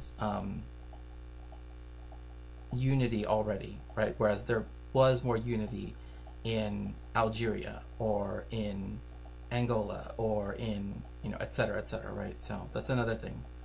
But yeah, that there have been critiques of the movement in particular, again, that they were not seen as wanting to join a broader movement either, but I don't know. Despite this, his rebellion caused the army to deploy tens of thousands as part of their mission to stop him. The government response included the heavy repression and the elimination of any people suspected of supporting Cabañas. It would later be reported by Lucio's half-brother that 126 members of his extended family would be disappeared by the Mexican government in the years after 1967. Think about that. 126 members of your family. That's a lot of people. That's like everybody that you're related to. They all disappeared. Like, that's just, I don't know. To me, that's just like one of those things that just sticks out to me of just how, again, these repressive techniques and methods were not something that were like, oh, they were something that, again, was used to try to eliminate any possibility of the descent from starting up again, right? So, militarily, though, the Mexican army made little progress. The 4 battalions stationed in Guerrero grappled with low pay, few supplies, and old weapons. The rebels used hit-and-run tactics that drained army morale. Despite the launch of Operación Telaraña, Operation Spiderweb, with much fanfare in 1971, little to no progress against the rebels was made. The government also attempted a Hearts and Minds campaign, visibly displaying themselves, giving handouts to the local population, but with the bombings of rural communities by the army going on in the background, it was a hard sell. Yeah, that was a hard sell. If you wanted to call it that, yeah. there was a problem, and they decided to, not change any of the other tactics, just add on the hearts and minds on top of it, which is a bit of a problem. Yeah, they really, well, yeah, because they were afraid that his family, somebody else in his family, because a lot of some of the people related to him were also, well, again, because another thing too is like his movement was really tied to a particular region, people that live in that region. So they were afraid of those connections being used as a way to perpetuate the dissent, right? But again, like the Mexican army did not at all make themselves, approachable or whatever, however you want to call it, because they didn't stop their campaigns at all. Like they still were attacking villages, still were attacking towns, and then also giving out free food and being like, or free stuff and being like, oh, look, you should support us, right? But still keeping on, in the background, like he said. But like, this is to the point where it's almost becomes like I don't even know how to put it, but it's like there would be places that were like really close to where they had just been operating in, and they were trying to get like the next town over by way of giving them stuff. And it's like they knew what had happened, and people that knew Genaro and also the Asociación as well, right? So it wasn't like people didn't know, right, each other and such. So after several years of resisting Mexico City, Lucio Cabañas would die in a Cabañas. confrontation with the Mexican army in 1974, and like Vasquez, his movement died with him. In 1975, the United States launched Operation Condor, a state-sponsored terror campaign to repress left-wing activism across Latin America. Mexico was persuaded to join this bloody operation, although its actual involvement was limited. Despite this, the government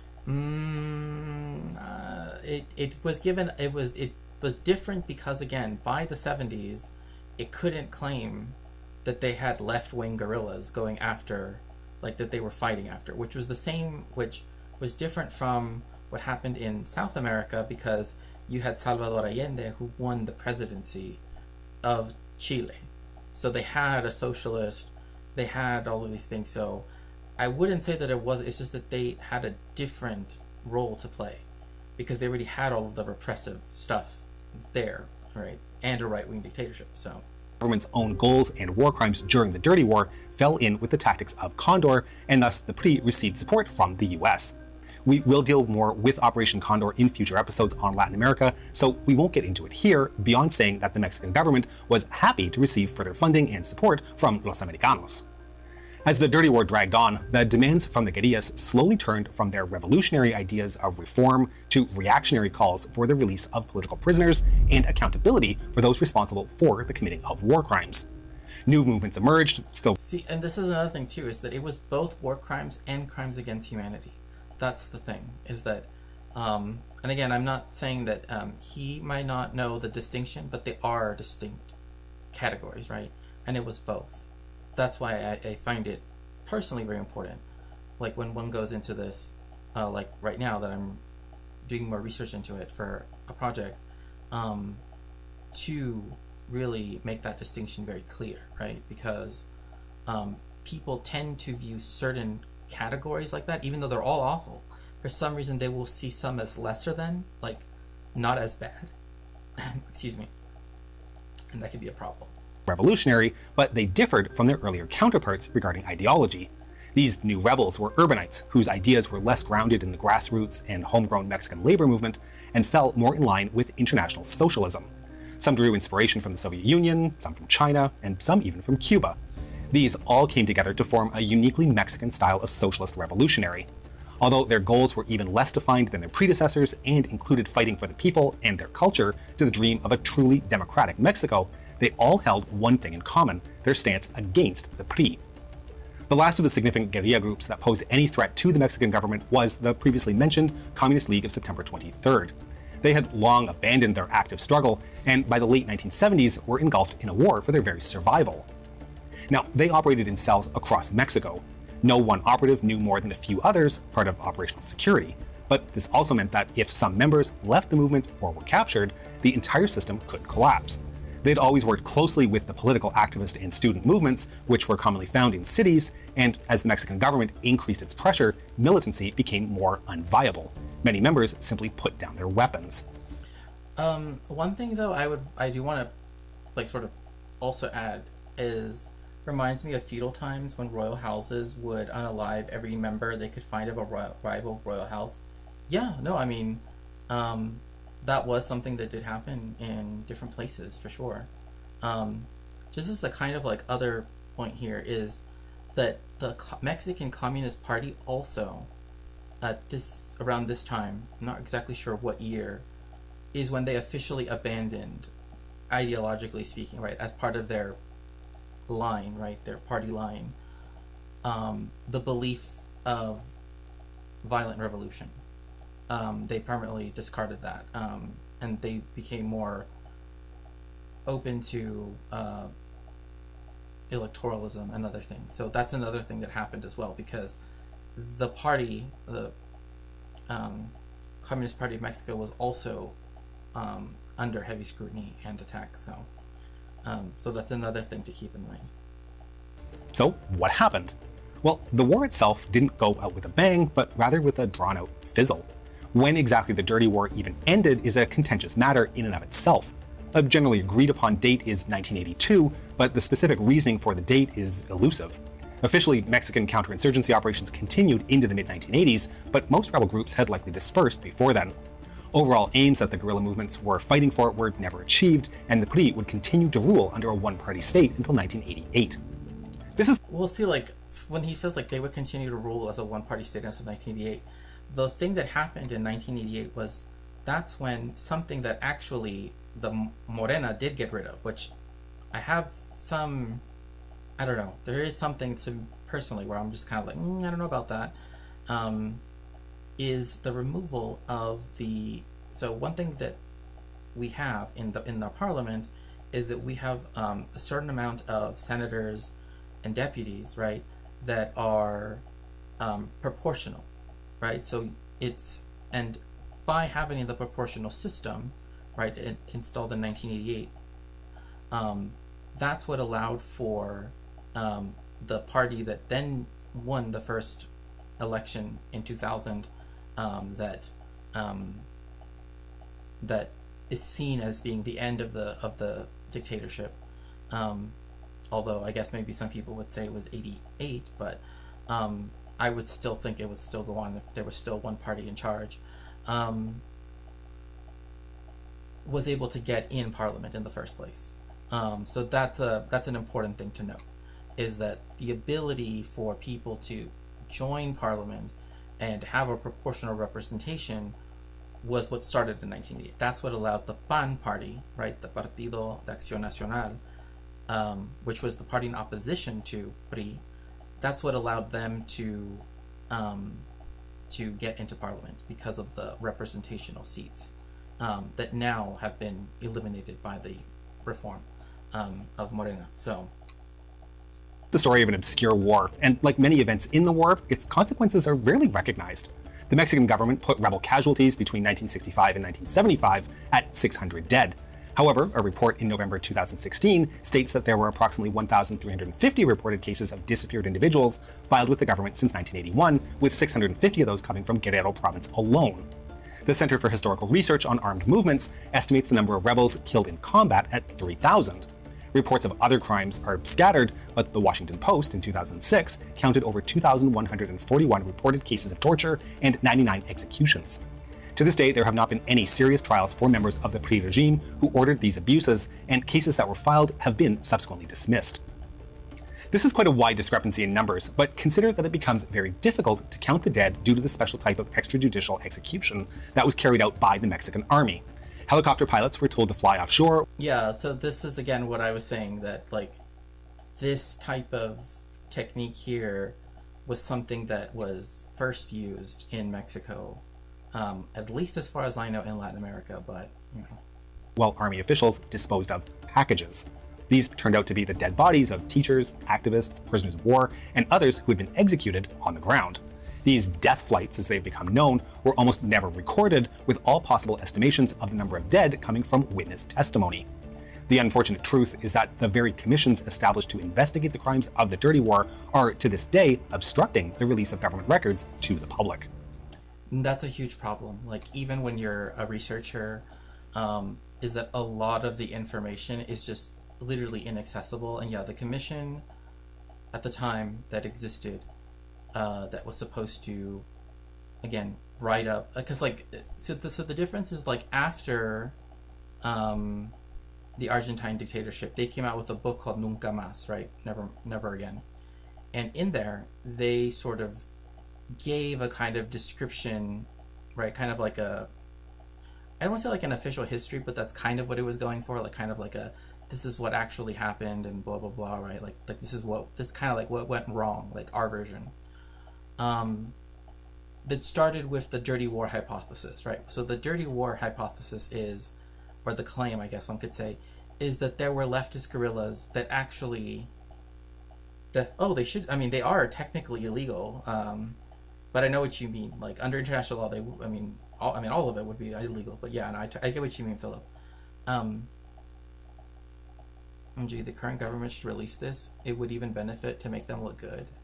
Right, no, I agree that all of the stuff, like on the 43 students at Ayotzinapa, also with this, with so many other things, even if they were to just make it so that the Archivo General de la Nación, right, the General Archive of the Nation in Mexico City, like you had to, like researchers could go there to see them, at least having them released, right, having them available even to researchers would be better than not having them released at all, right? Because there's a lot of issues with just not even having any releases or anything. But yeah, no, I completely agree with you, Alex. Because that's one of the things that has been difficult for people as well, because again, the commission that was set up for it not only has worked against releasing the documents, but that also means that nobody's ever gotten any justice whatsoever, like none. Like even the accusations that were ever brought up, almost all of the time they were just dismissed. And so yeah, it's there's a lot. But again, this is because of that dirty war hypothesis, right? At least partially, right? Is the belief that the leftist guerrilla groups somehow posed an actual threat to the state, which they did not. And also the state did nothing to rectify the mistakes, right? They just went against them. And so that's a huge issue there. So yeah, I agree. They should release the documents.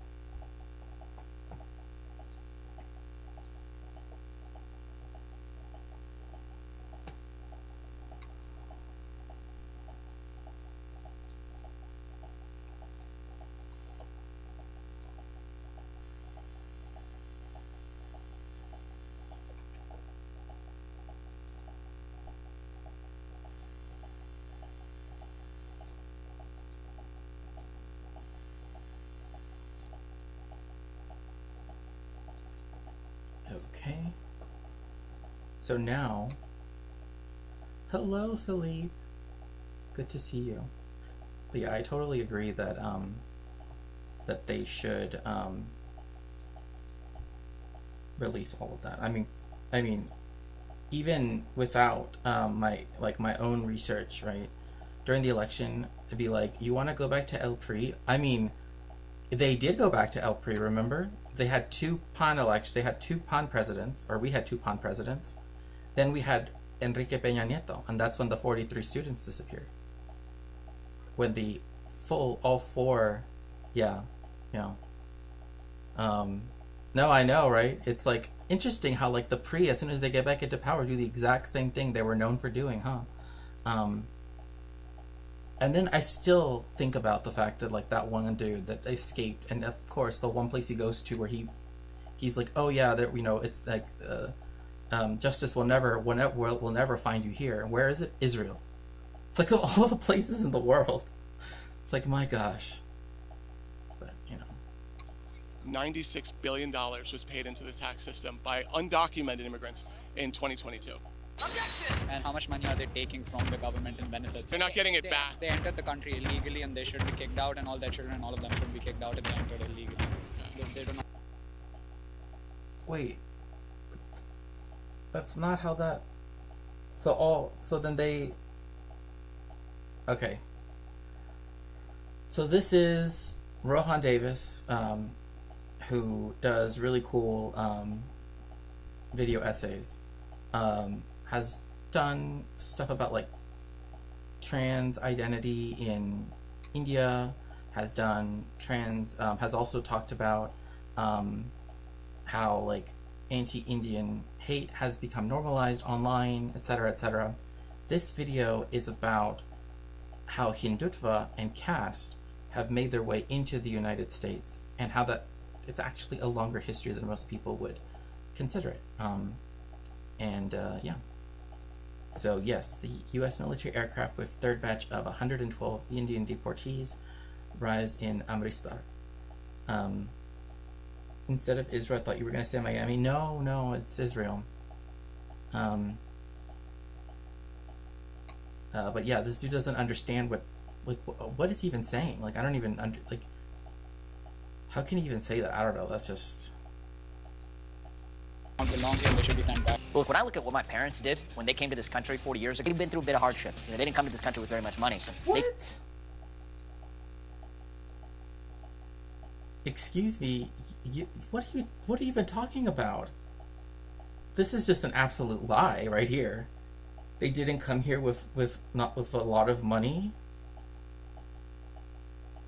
He worked as an engineer and a patent attorney for General Electric. Yeah, of course, the Ramaswamy is famously known for being, impoverished and everything. That is just an absolute lie. Like, geriatric psychiatrist. Yeah, even in Calicut, yeah. He went to NIT. Just the lies. Like, see, I hate... One thing is that the fact that so many people that are, like, billionaires want to claim, like, oh, I had it rough. And it's just like, no, you didn't. You really didn't. You have no idea what you're talking about. Like, the fact you want to play this game of, like, oh, I'm actually from a small town and blah, blah, blah, right? It's like, shows that you're completely out of touch with how this all works, right? But just to hear a billionaire be like, yeah, my parents that went to, like, a very... Because from what I've read about, again, the history of the subcontinent, is that, like, well, one, the caste system as it exists now is the product of British colonialism essentially resuscitating it, right? It was already fading away because it essentially was no longer useful until the British came. I mean, relatively it could be true. I mean, if he's rich in India versus rich in America, maybe. Everyone wants to be self-made, but no man is an island. Oh, that's true. But yeah, I mean, no. I mean, I could see that. I guess I just feel that it's strange that they always feel like they have to justify or pretend to be, or, okay, maybe not pretend, but let's say, right, that they all need to enforce this kind of narrative, right? Like, oh, I need to, you know what I mean? I think that's more. It's the, like, process. It's the whole, it's the action, right? Not so much whether or not it's based in fact, but rather the fact they feel the need to do that, right? So because of the British using the caste system so as to ensconce themselves colonially, and I haven't watched the video, so I apologize if Rohan goes into this himself, but in essence, and I mean, hopefully if he does, then he probably can correct me, is that, and so because of that, that meant that in the Brahmanical system, right, and sort of the way how we think of these castes, right, Brahmins and upper castes were essentially able to function as the intermediaries, right, as the colonial administrators, right, for the British, and were able to keep their high status, right, relatively speaking, right, vis-a-vis being colonized, right. And so that meant that the institutions that were then created for the people that were from the subcontinent, from India, and could actually go to university or to wherever, right, are also created with that sort of cutout as well, right? So like mostly people from the upper castes would go to university, so then now most people that go to school and most people that have gotten degrees from the top schools are upper caste. And so it makes me think of the idea of like the colorblind society in Omi and Winnett's book, The Racial Formation of the United States, where the neocons actually started off as essentially a lot of them started off as believers in what is called ethnicity theory, which is the belief that every group of people in the United States essentially could be read through the lens of the European immigrants that came here at the turn of here, yes, technically Mexico, yes, but the United States, right? Excuse me.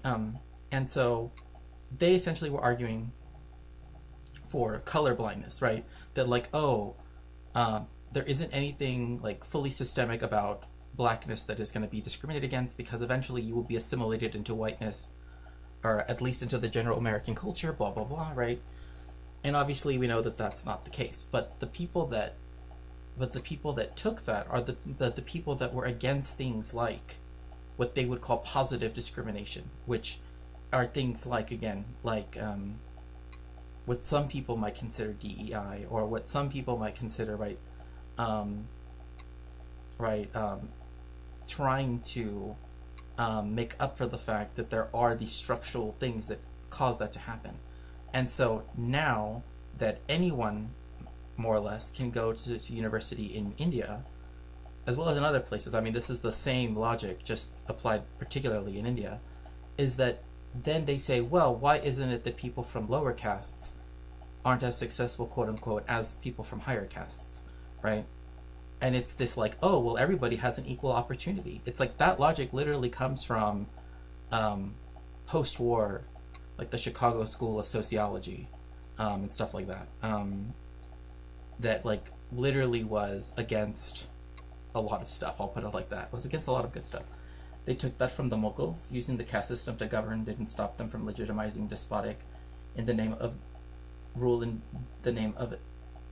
Oh yeah, no, that's true as well. Because that was also another thing too, where during the colonization by the Belgians of the Congo, no, there isn't, sadly. During the Belgian colonization of the Congo and also of Rwanda as well, there was this, they kind of like invented this idea that there was slavery, particularly Arab slavery. Again, this is the problem with a lot of this, the historiography. I know the Chicago School of Economics helped Pinochet. The Chicago School of Economics eventually became like the neocons and, did Iraq and everything. Like, doesn't sound good to me, but, but yeah, that was also done too, right? It was a double-edged sword, right, with British, right? Because on one hand, they ensconced the caste system, but then they would also say they wanted to liberate people from it, right? Like on by the same token, right? It's the same thing with a lot of views on the colonial powers, what they did in the Americas. It's the same logic as well, right? Where it's like, oh, we were trying to, get rid of these horrible, blah, blah, blah things that were happening here that were negative, but we were trying to, make them all convert to Christianity so that way they could all be saved, right? It's the same thing, just like at a different moment in time, right? So, but yeah, like that in particular with the abolishing of the caste system, at least as was postulated by John Stuart Mill in on Liberty, I think, right? Is that you have, in essence, people using the idea of enslavement of certain people as a way to go about colonizing. And the one good example of this is the Belgian Congo. or the Belgians vis-a-vis the Congo, right, is that they used the specter, so to speak, of Arab slavery, where there wasn't any, to justify their colonization of essentially the entire basin of the Congo River, which again, like, that's why they said they had to take over the interior, blah blah blah. Like, it was all part of that. So, yeah, divide and rule, narrative warfare. Taught me in my childhood was that hardship isn't the same thing as victimhood, and that stuck with me and served me well ever since. You know, the way you just described your parents, that describes the original colonists that came over and left England. Totally. Oh my gosh, wait. Did he just compare his parents in India to the English settlers? He has no other writings on India? Oh, he does. Oh, okay. Oh, I need to... I wonder what that one's called, the one that he talks of. Because I do remember he does write on India. I just thought he also mentioned it in On Liberty, but... yeah, no. I wonder what's the title. Well, anyway, you can definitely tell me later. Just can't believe he actually just said Vivek Ramaswamy's parents are like the Pilgrims and such. Liberal imperialism, yeah, for sure. To a place that had, I mean, it was wild land that they came to over here. Whoa. Okay, first, hello Rohan. He looks really good in that color too. But also, the way how they always describe the Americas is just unbelievable to me. Like, excuse me, I don't know what you're talking about, but okay. Bro, you're not telling them the whole story. You see, this is where Vivek's family is historically from. His family's ancestral home was here, in this Malayalam and Tamil-speaking Agraharam. Right? Wild land? I'm like, excuse me? That was not true. That is not true at all. Like, gosh. But it's part of that mythology, right? It's part of that, like, oh, you know, they didn't know what what property was and blah, blah, blah. You know, it's part of the, just, you know. So, Vadak Kincheri Agraham. So, okay. In Kerala, Palakkad. To the average American, this might not mean much, so allow me to illustrate. An Agraharam is an ethnically segregated settlement. Okay. So with like with I'm not saying this is Sanskrit, but usually with the Brahmin script, you read it left to right. So the Agrahara, that's what you're seeing as it goes across from left to right. It says here, wildland like Antarctica. Oh my gosh, imagine. A Brahmin-only settlement. So the Brahmin is the priestly caste that is usually seen as the highest caste, but some people have put the Kshatriya, which is the warrior caste, as being the... I mean, it really depends, because the issue is when Europeans started to write about this, they like to put themselves in these castes on their own. Like famously, what's his name? Julius Evola said he was a Kshatriya. Like, just like, excuse me, I don't think that's true, but some of the settlers that arrived in the Northeast after the smallpox epidemics had killed, and we're like, oh, we can travel, yeah, no.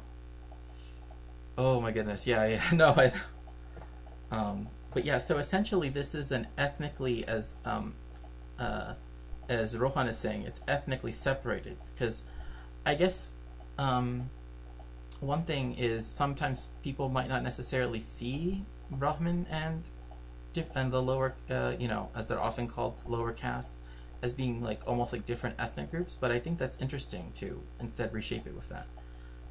Agraharas enjoyed exemption from several taxes, rent, and had other administrative immunities. Okay. I wonder, so I guess this means that they were probably part of the administrative class as well during the British occupation. Exclusive for Brahmins, with the main temple of the town nearby. Other families considered lower are not allowed to even cast their shadows on the grounds inside many of these settlements. And for the longest time, many were not even allowed to enter the temples. It was generations of struggle by marginalized caste folks that even allowed them the access to enter the temples. Usually attached to agraharams in Kerala, outside the settlement were rice paddies. This is where your rice grows. And who works these fields? Marginalized caste folks who slaved away to give most of their produce and earnings to the temple at the center as taxes. That same temple built by marginalized caste folks. The temple was usually owned by a committee of Brahmin men from the Agrahara. So this is in Tamil, but Sanketam, Temple Corporation of Brahmin men, eldest sons of prominent houses that acted as self-governing semi-autonomous zone. Temple proceeds would be used to maintain a militia of Nair warriors. Dominance of the peasants was organized through force and not through spiritual beliefs. Myth of the sage Brahmin propagated by Hindutva today exists to erase this violent coercion. Ah, I see. That's interesting because that is kind of that is interesting because that is also what a lot of colonial powers, like settler colonies, like to also do. A land without a penguin for a penguin, oh my goodness, for a penguin without a land, is that they will often do this too, where they want to erase the coercion that was done to make it seem like, oh, it was for some other reason that people just intuited that they were not supposed to be here or there, right? And it's like, no, it's because you did horrific things to them. Itself. They would enrich themselves through the proceeds of the temple and then trickle down some of those resources to the middle manager castes, the overseers and the Nair Brigade, a Nair-only military contingent used by Brahmin landlords and the English East India Company. That's not a good mix. Well, definitely not with the East India Company. The chief, Sanketa Hikari, oh gosh, that's gonna be, was a Kshatriya appointed by the eldest Brahmin. Oh. and supervisors. They would give them titles and so on, and pat them on the back, while the people at the bottom. Okay, so Gujarat, which is the same part of India, which is the same state of India where Modi is from, actually. That's where he used to be the governor, or the person in charge. I'm not sure if, yeah, I think it was governor. The role of middle manager changes depending on the region. So yeah, that is, that would be considered feudal. At least in terms of like mode of production, yeah, that would be considered more akin to feudal, yeah. The role of the middle manager changes depending on the region. Patels, Patidars, for instance, were our prominent landlords in Gujarat. Community are a major voting bloc for the modern BJP. Huh. Housing Society asked members not to sell property to Dalits, Muslims, upper caste landlords. A study in 2015 found that many upper caste landlords were unwilling to rent their properties to Dalits or Muslims because of non-vegetarian food habits.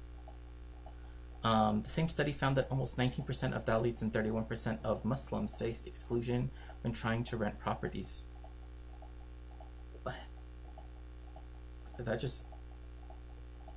I don't know. I feel like in America they would probably want to do it for people that if they were vegetarian, because you know so many people are like ideologically, I guess, opposed to veganism and such.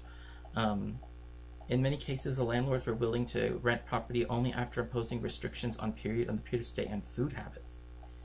That sounds just... I don't even know what to say to that. That just sounds... It sounds illegal. Like, you know... It probably is. I couldn't imagine that is in any way okay. But...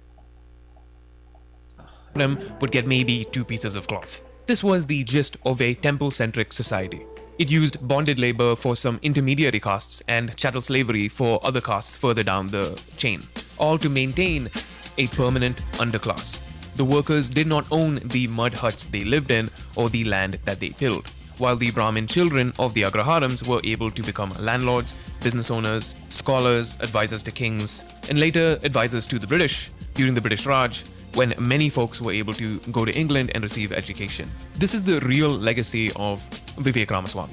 And it's these systems of resource management, control, and segregation for the maintenance of a permanent underclass that we... Oh, what is that link wig? I just saw it right now.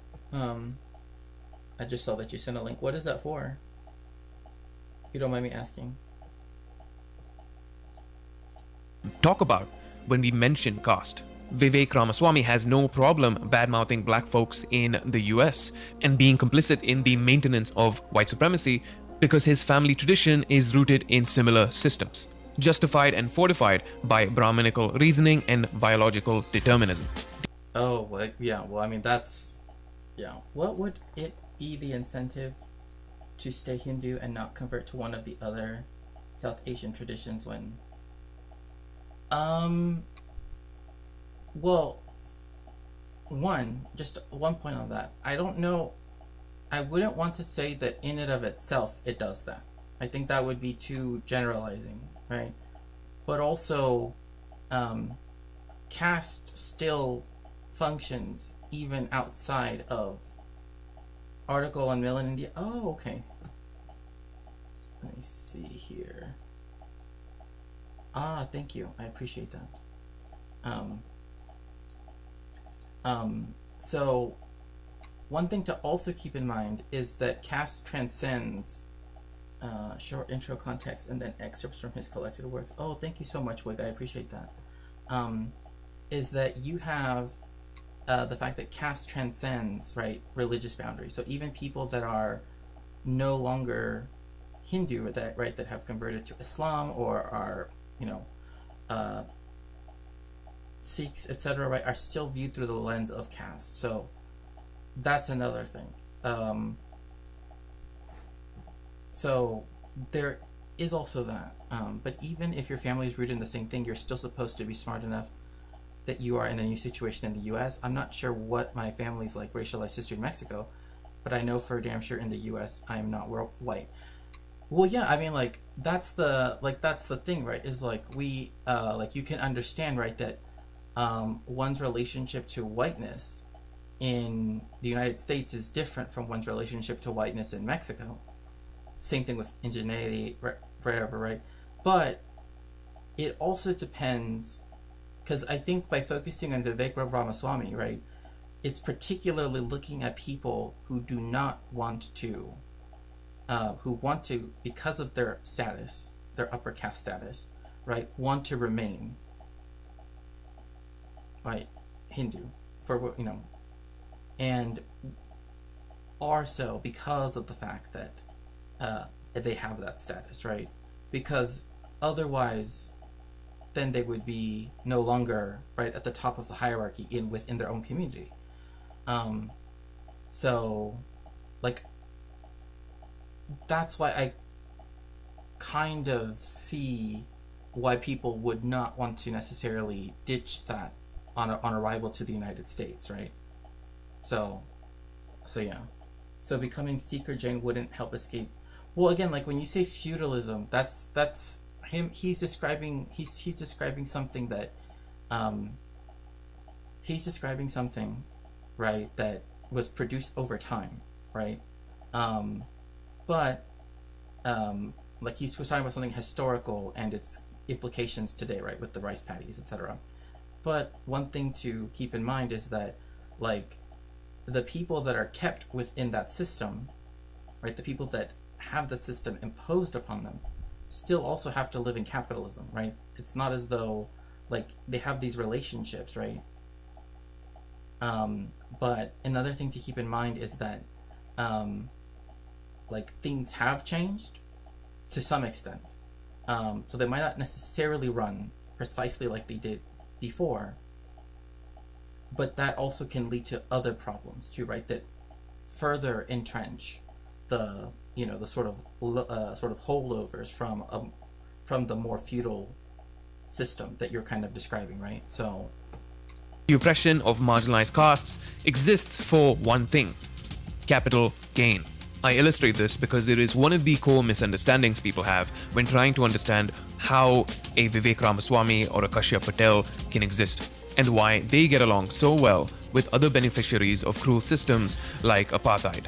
These Agraharams haven't. I also just want to point out, right, that Swamkamund, where the city in Namibia where Peter Thiel went to school, is literally the city that had the like precursor to Auschwitz. I'm not even joking. So like, remember his family didn't want to live in apartheid South Africa because it was too woke. Like that's both like somewhat joke, but also somewhat true because they only wanted to live among Germans. So they went to what was then at one point German Southwest Africa, now in Namibia, so that way they could live in Swampkomund. So make of that what you will. Gone away, by the way. They're still around, and many mansions still have bonded laborers attached to them. The Dalit or indigenous laborer is usually made to live in a shack at a calculated distance away from the mansion. And tall trees, usually coconut trees, are planted between the mansion and the shack, so the head of the house doesn't have to look upon the shack. For fear of spiritual pollution. It is this caste privilege that allowed Vivek's family to attain higher forms of education well before a Dalit child was even allowed to enter a school.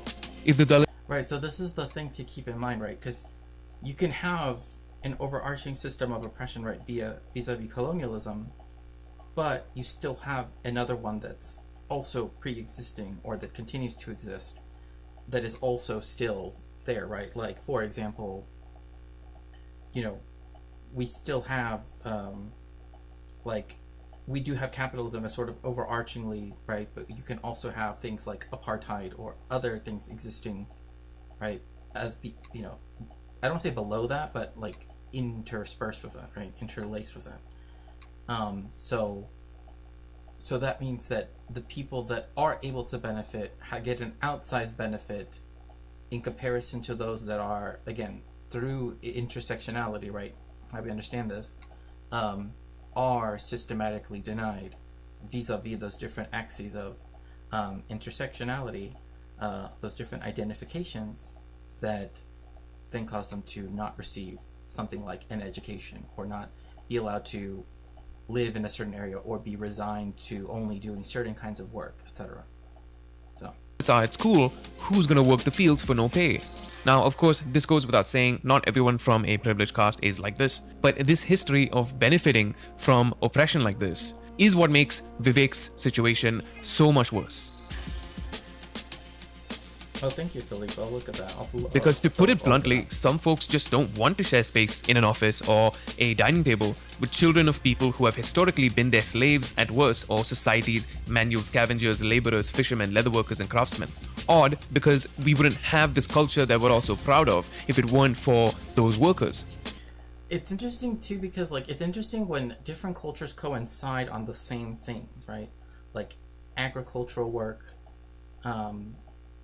particularly when it comes to tanning, right? That is to say with leather, etc. When you do have the coincidence of those things, because again, like in ancient Greece, right, potters were considered the lowest job you can have, right? Now those, you know, that pottery from ancient Greece is now some of the most revered and some of the most studied objects in history,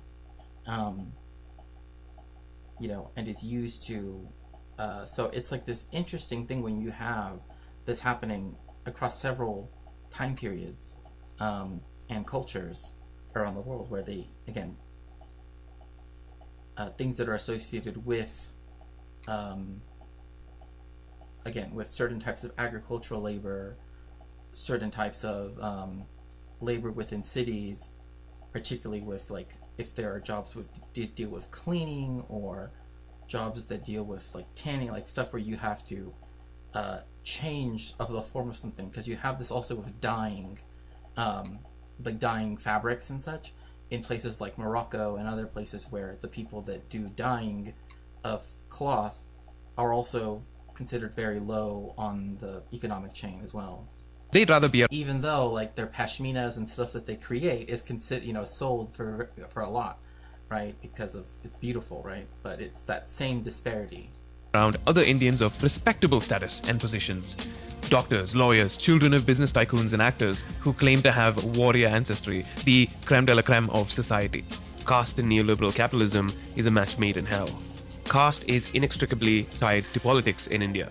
It was not long ago that the Bharatiya Janata Party was jokingly known as the Bharatiya Patel Party in Gujarat, owing to the fact that most of the first BJP MLAs and MPs from Gujarat were Patels. The Patels or Patidar community had been land tillers working under Kshatriya landlords in the past. However, after Indira Gandhi's decision to convert land tillers into landowners in Gujarat, the community became predominantly a landlord community. Skyrocketing land prices in Gujarat had made the community quite rich in the 80s, and prominent families sought to enter the political sphere. Oh my gosh, what a weird picture.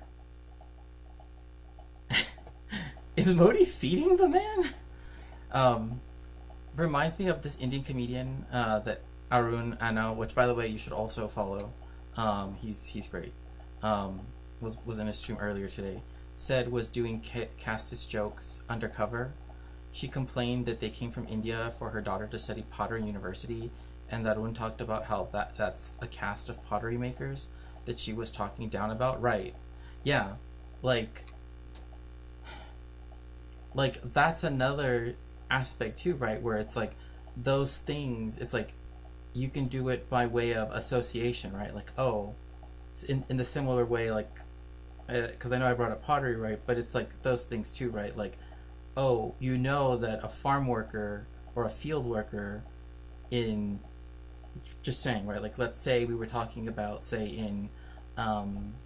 in Colombia, we'll just say, right, in Latin America, to say that they work in fields and to talk about, you know, oh, they wanted to get a degree in agriculture, to kind of make a quick comparison or a quick analog, would be another way of doing that, because they know that that's usually racialized in this way, blah blah blah, right? But yeah, it's the same, it's a similar thing, but it's very different because of that too, because you do have a more, I mean, again, it's one of those systems that is allowed to exist, that isn't questioned by, right, that isn't necessarily given its importance of the people that want to that want to get rid of the system, right, and reform in India itself, and also the people living in the diaspora. But yeah, that's actually really sad to hear that they would make jokes like that. That's just messed up. Because, I don't know. Peter Thiel in South Africa grew up near... No, it wasn't from the Boer Wars. It was from when... no, because the Boer Wars happened when it was... Namibia would have still been Germany. Would have been a German colony. When you have Swamkomund, you have it essentially... as one of the major ports, if not the major port of the German Empire in Southwest Africa, as it was called, German Southwest Africa. And there is a place called Shark Island, I think is what it's called, and that is where soldiers that had were coming back from the colonial wars they did against the Herero and the Nama people, whom they genocided. That was another place where they essentially had as a death camp. And that was the first place that it really existed in that way. So didn't have to do with the wars, but the British did employ concentration camps. That was something that they did do during the Second Boer War. But most people consider I think it's the Spanish-American War to be the first time concentration camps were used. But it really depends. And expanded the reach of their businesses. Keshubai Patel, Praveen Togadia, and A.K. Patel were big names who attracted big numbers to the BJP. Many may not even know that caste is not even just an Indian thing. This is because caste is not really understood by most people the way white supremacy is. Folks, this is true. This is something that even sometimes when you're discussing it, you almost want to, as it were, limit it by political boundaries. Oh, it's only this country, as if that was a thing, right? When we know that's not the case. Like the racial caste system in Latin America is one that exists, whether it's French speaking, Portuguese speaking, Spanish speaking, right? There was no place where they didn't have it. And where they were willing to uphold it as well. So that's another thing too. in America can understand easily how white supremacy is tied to capitalism. but many are still incapable of viewing the caste system in India through that same lens, even though both function the same way. Instead, they view it kind of like a disease that every Indian, no matter what their caste is, carries with them abroad like a monolithic hive mind, and it flattens everyone's experiences regardless of. Oh, yeah. No, I can see that this is kind of the case because they want to associate it as being something different, something from over, there, right? Like, this is very common. Same thing with, like, the racial caste system. Same thing with certain kinds of, etc. Right? This is a very common colonialist thing to try to say, oh, it's from there. It's not part of or ensconced with other systems of oppression. It only exists as a discrete unit from over there, right? Class as well. Let me give you two more examples to give you a bit more of a global perspective on what caste really is. French folks watching this, you might know of your fellow countrymen, the Cagots. The folks who look exactly like other Frenchmen, who are indistinguishable from other white Europeans. They looked French, talked French, and prayed like the French. So the way French societies would discriminate against them was to meticulously record ancestry. They would use this to determine. This is the same thing with, like, Jewish people as well, right? Like, this was how, like, the whole... this is why, like, when people start to get really interested in their genealogy, it's like sometimes what you are also sort of doing is also doing the same thing that was used against, right, marginalized people, particularly in places like Iberia, right? Like, if we look at Spain and Portugal, like during the Inquisition, but even beforehand, where they had the statutes of limpieza de sangre, or purity of blood, essentially. And that was where they had to go back into your ancestry and make sure you didn't have any Jewish ancestors. Otherwise, if you did have some, then you could be subject to the Inquisition. Like, that's how it kind of worked.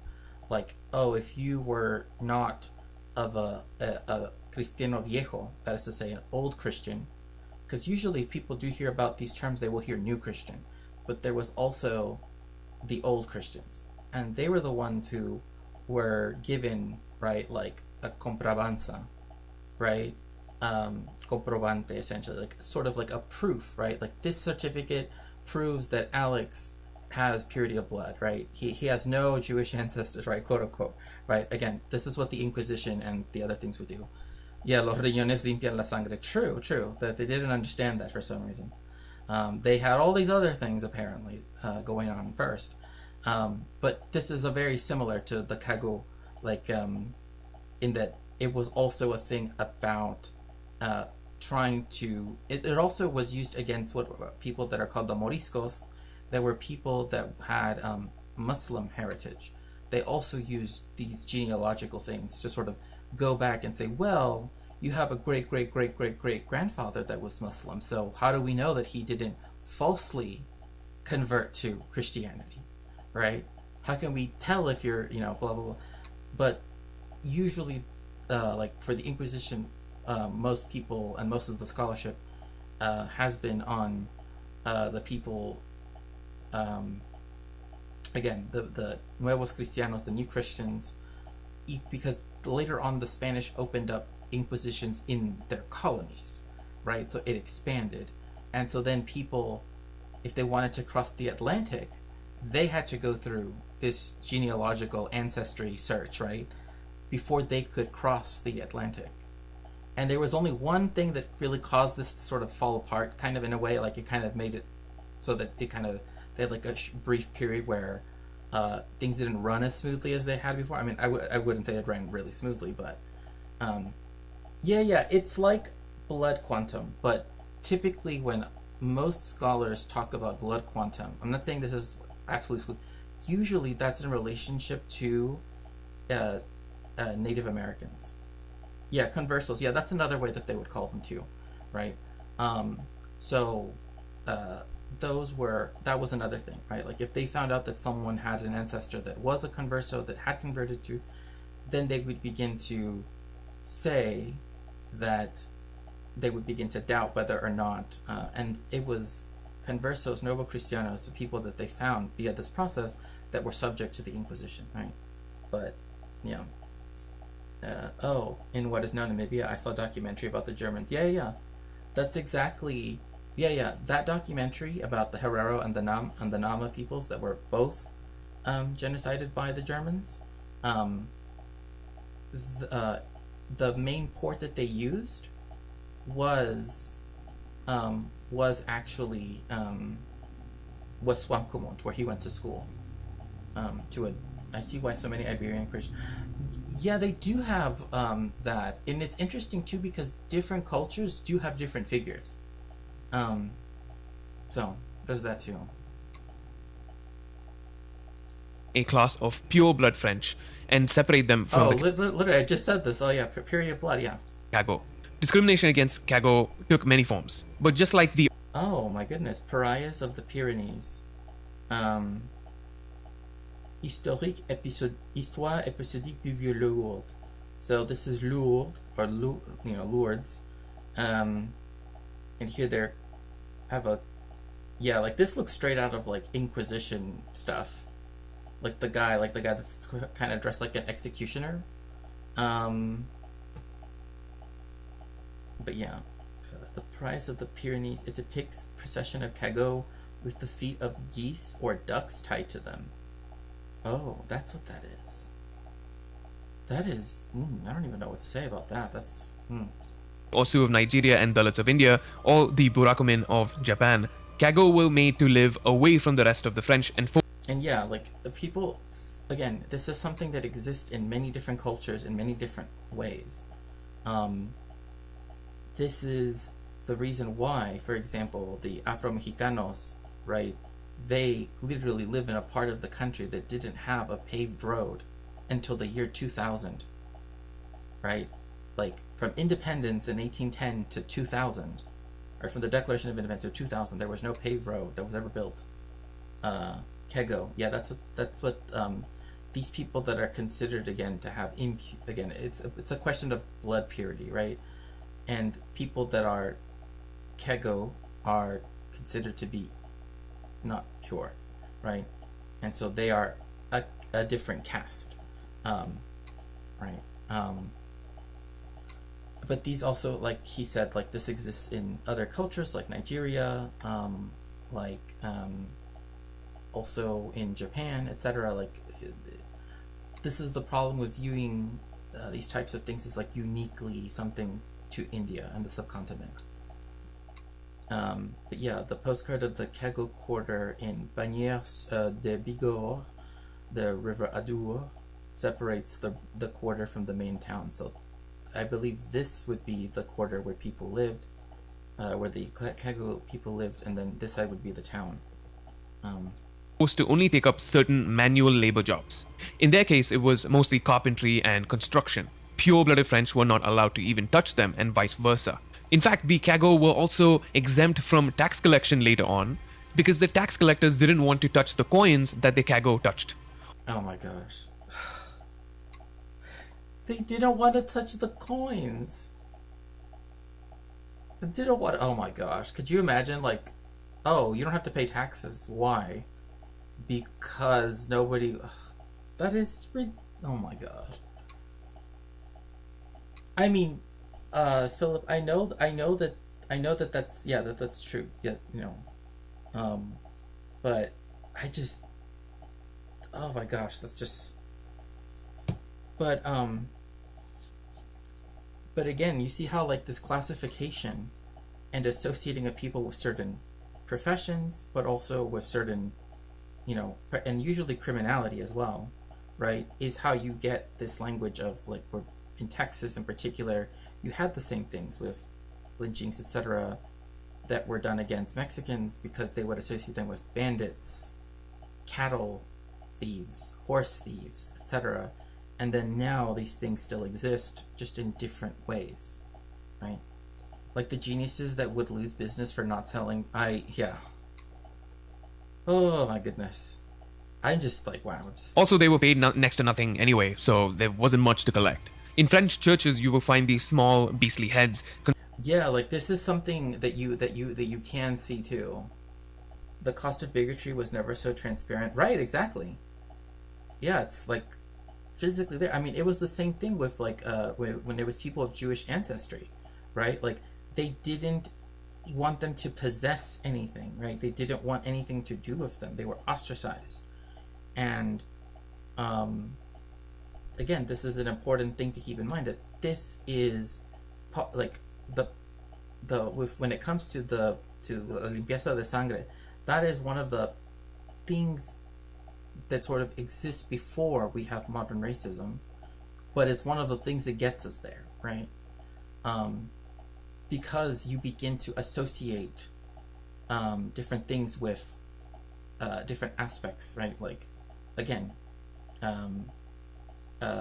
people that were Morisco being described as being black, right? So you have like people in Europe, like there's the Black Prince, and that's very often because they say that his mother had Moorish, aka Muslim ancestry, right? And so therefore he was called black, but he looked like anybody else, right? Like in France.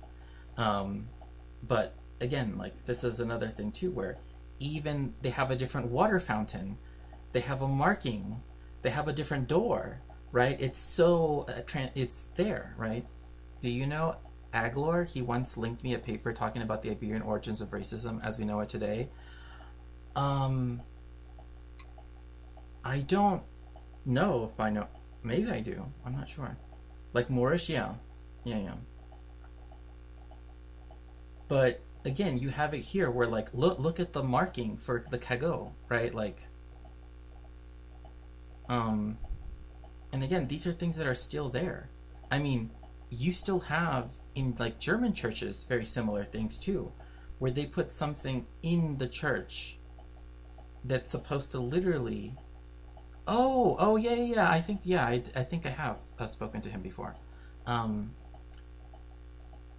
Like in German churches they would have essentially the figure of a pig. So then that way Jewish people couldn't go inside the church. Like this is something that in German churches, like, if you go to them, it's called Judensau, like literally sow, like a female pig in English. It's the same word, in German. So they would put these on the church, so then that way, people that, right, couldn't go into those buildings, like that's what they would do. And so you still see them in German churches. So it's, again, a similar thing like this. Because they would also do this in towns, right? Like, I think it was Mendelssohn, Moses Mendelssohn, because he was a famous philosopher, and, he had his son, and his grandchildren that also were very famous. When he wanted to go into the city, I believe it was Weimar, I could be wrong, but I think it was Weimar, he couldn't enter through to the main entrance of the town. He had to go through the entrance where they let the like cattle and the sheep and everything else go through.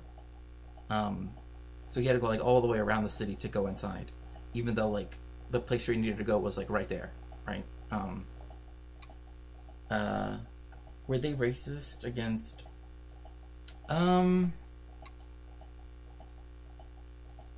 That's an interesting question. It's very difficult to say because there was the fact that they're already like that, like you already had people that were mixed, right, that had already reached considerable power and prestige in like the French colonies in particular. A lot of times people would call them Creole, but there's also expanded terms that you can use to describe them. And then you do have a lot of them moving to places like France and essentially being accepted in many ways into French society as that. So yeah, because I know people remember, what's that movie where someone says like Alexandre Dumas that like he doesn't know, it's like set in the American South. It's like it's supposed to be a comedy, I think. Maybe I'm wrong, but like the guy doesn't know and he says something, and then it's like, you do realize that Alexandre Dumas is, Because another thing too is a lot of places didn't have the idea of the one drop rule, right? That the United States had, which is if you had one drop of any other blood besides white, you were whatever that other race was. So if you had one drop of black blood, you were black. You had one drop of Shawshank. Is it Shawshank? I don't remember. I can't off the top of my head. So there's also that too. Shawshank? Oh, okay. Constructed to designate where the cargo was supposed to sit at the back of the church. Migrants who are essential to the upkeep of the US, its construction industry, essential to its food and agricultural systems, are being blatantly exploited. Many don't have contracts and are not paid wages. Yeah, and I'm not. Yeah, this is very true. Again, like, this is the way how the language, but also the legal realities, right? Or as many people would say, Django Unchained. That's it. Django Unchained. That's the one. As it's like Leonardo DiCaprio, right? Because he's like, oh, I love reading Dumas or something like that, right? And then he's like, you do realize that Alexandre Dumas is, as dumbass. Oh my gosh. 9 out of 10 people enslaved in the United States are immigrants. So remember, like, this vile hatred and like the venom that's being spewed against immigrants in the United States, that 9 out of 10 people that are enslaved in the United States are immigrants. Because immigrants, they be lured to the United States with promises of jobs, only to then be forced into servitude. I was pronouncing... Ah, I see. Yeah. Undocumented immigrants are particularly vulnerable to threats of deportation, arrest, and violence, especially now that that can be done by both the people that can employ them, right? People that will very often mistreat them, not pay them, etc., etc. And now you have the state that's willing to deport people like in a moment's notice, right? Yeah, like there's a scene where one of the people tells them that, like, you do realize that Alexandre Dumas is black or something like that, and he's like, oh, well, you know, that's what the French do over there. Like, essentially that's like kind of what he tries to do to rationalize it in his head, right? Because it just reminded me of your question, because undocumented immigrants are particularly vulnerable. Yeah, those with H-2A visas are also vulnerable to abuse and coercion. Yeah, I mean, that's like one of those things, like, you can really understand how coercive capitalism is when you see the people who are like the most susceptible to it in the, you know, in a way that doesn't have any of the protections people have fought for, right? That people are have that are not extended to everybody, right? As employers are able to withhold wages, passports, and identification.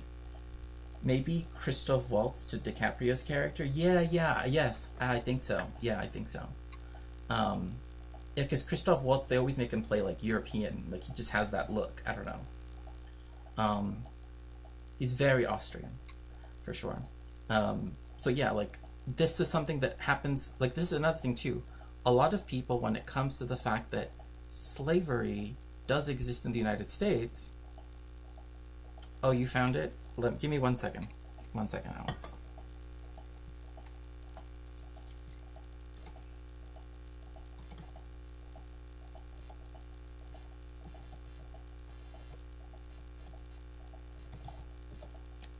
Okay, you can send it now.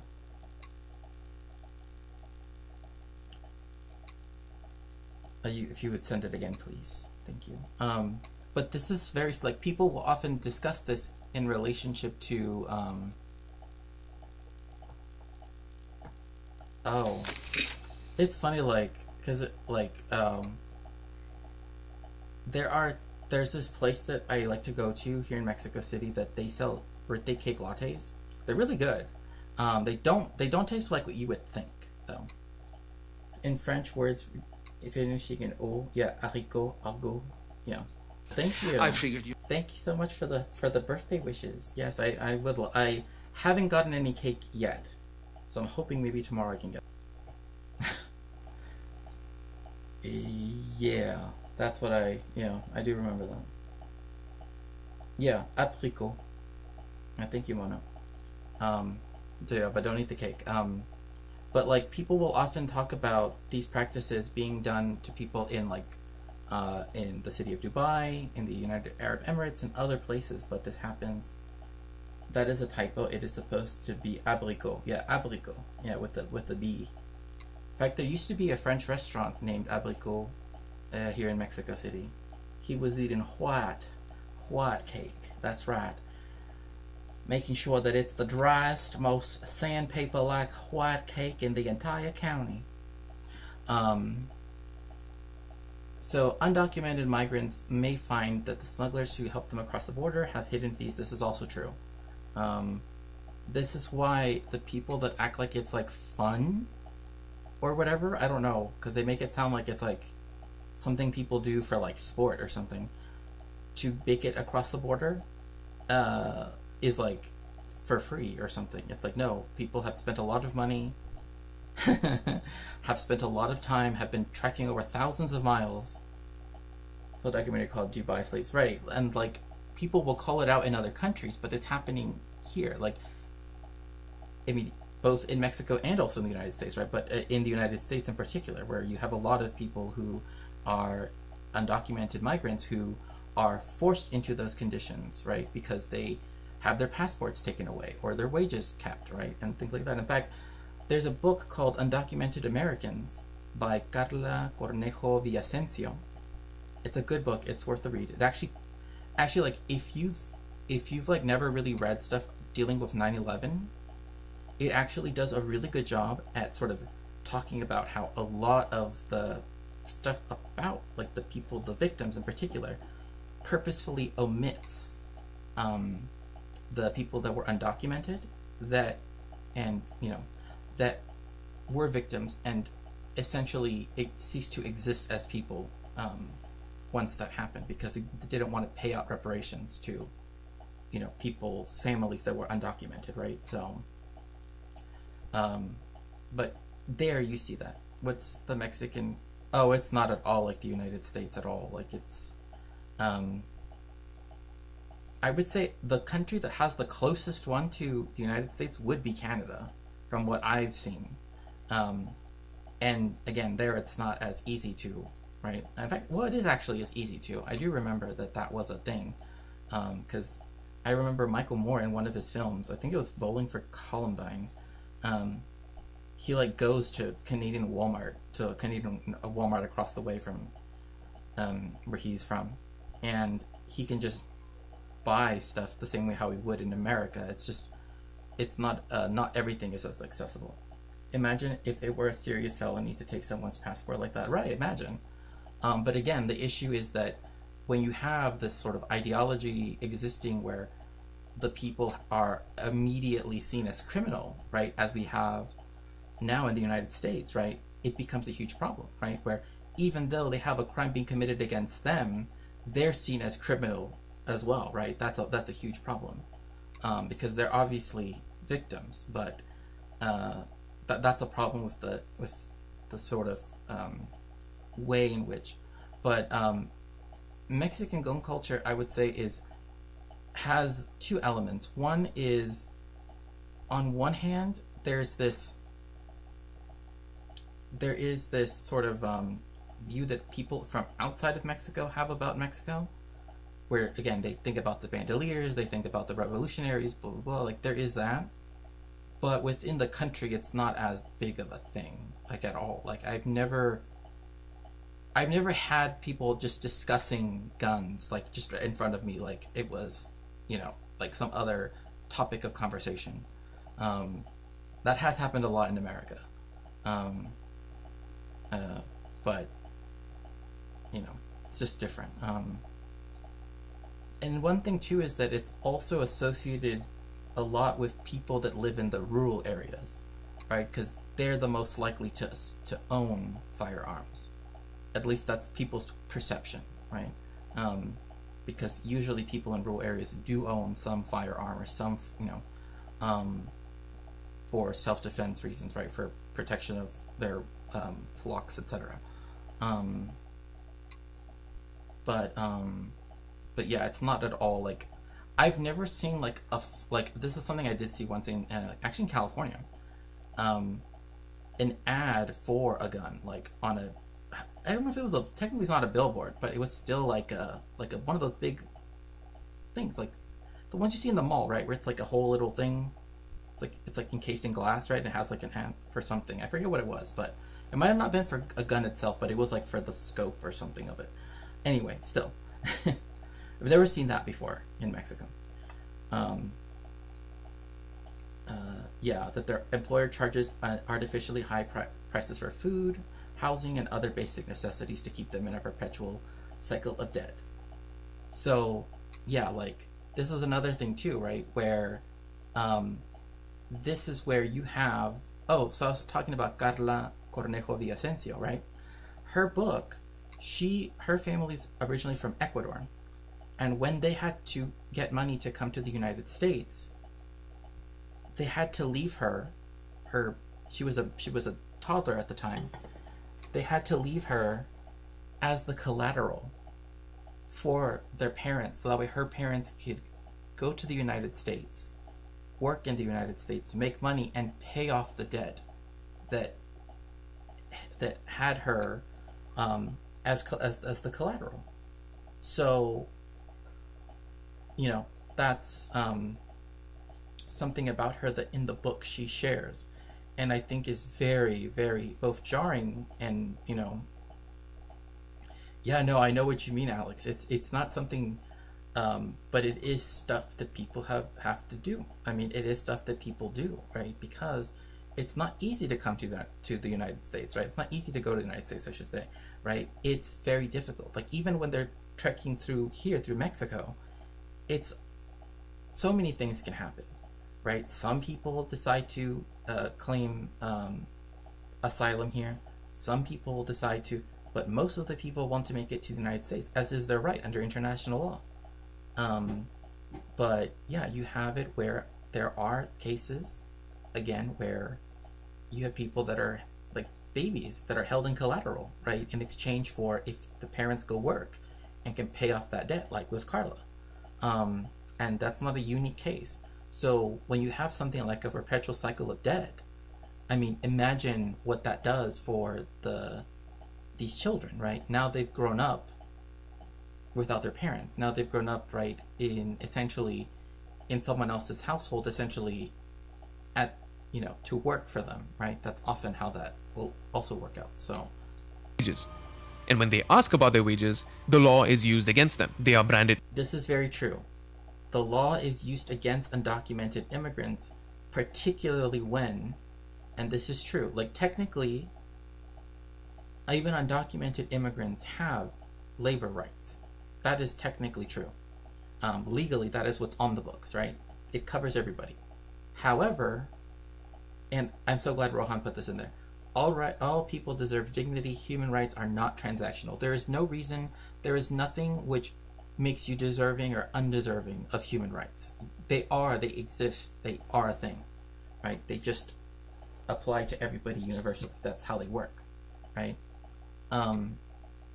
You don't get them in return for something, right? The issue is that people, particularly in the United States, do think it's transactional and will allow for people that are undocumented to, again, exist essentially with this constant anxiety that at any moment they could have, you know, ICE or whatever called on them. And now, especially, like right now, right? So yeah, like as Rohan says, right? All people deserve dignity. Human rights are not transactional. It's a sad state of affairs that I even have to mention how human beings are goods for the market, are good for the market, and therefore deserve empathy for many folks to even humanize others. That's actually important because it's funny. There was, or not it's funny, but it's interesting because I was hearing a conversation about Judith Butler, and sort of, you know, but she came up with the book sort of recently called Precarious Life, and in that book she actually talks about there are people that we don't use dehumanizing language because they were never humanized to begin with, right? So the language that is permitted is like an expanded vocabulary of, you know, non-humanized terminology, right? That it immediately makes the people seem ontologically bound to these concepts. So it goes back to what I was saying earlier. Criminality, right? Disease, etc. These are things that historically people have tied to one another. But yeah, this is one of those things where the law is used against people. Like when people say lawfare, and they're talking about like, oh, it's being used against Alex Jones. No, it's being used against thousands of innocent people that are just trying to make a better life for themselves and their children, if they have children, right? And you know, like I said, also for themselves. But instead, like I said, these things will be used against them. Yeah, aliens, right? Like that term is used as a way to essentially evacuate the humanity out of people, right? Because most people, when they hear the word alien in America, they don't think of like foreigner in the human sense, right? But they literally see them as though they are something completely other, right? So I never understood why the neurotypicals want laws they have no intention of following. Well, Philip Blair. Illegal even as they are waiting for documentation, and then they are dragged out of the country by ICE as privileged Americans cheer with joy. It's like a sick ritual. Immediately upon taking the oath of office, I will launch the largest deportation program in American history. Murderers, rapists. So when I was there, I was able to watch one of the flights landing and them unload about 15 different of these criminals. Those were mainly child pedophiles, those that were out there trafficking children, trafficking drugs. What percentage of your workers are not U.S. born? Probably half. Worried if there were a mass roundup of undocumented migrants that you might lose workers. You might not have enough workers. But how are they going to do that? Nobody will be filling the shelves. Nobody will be producing food.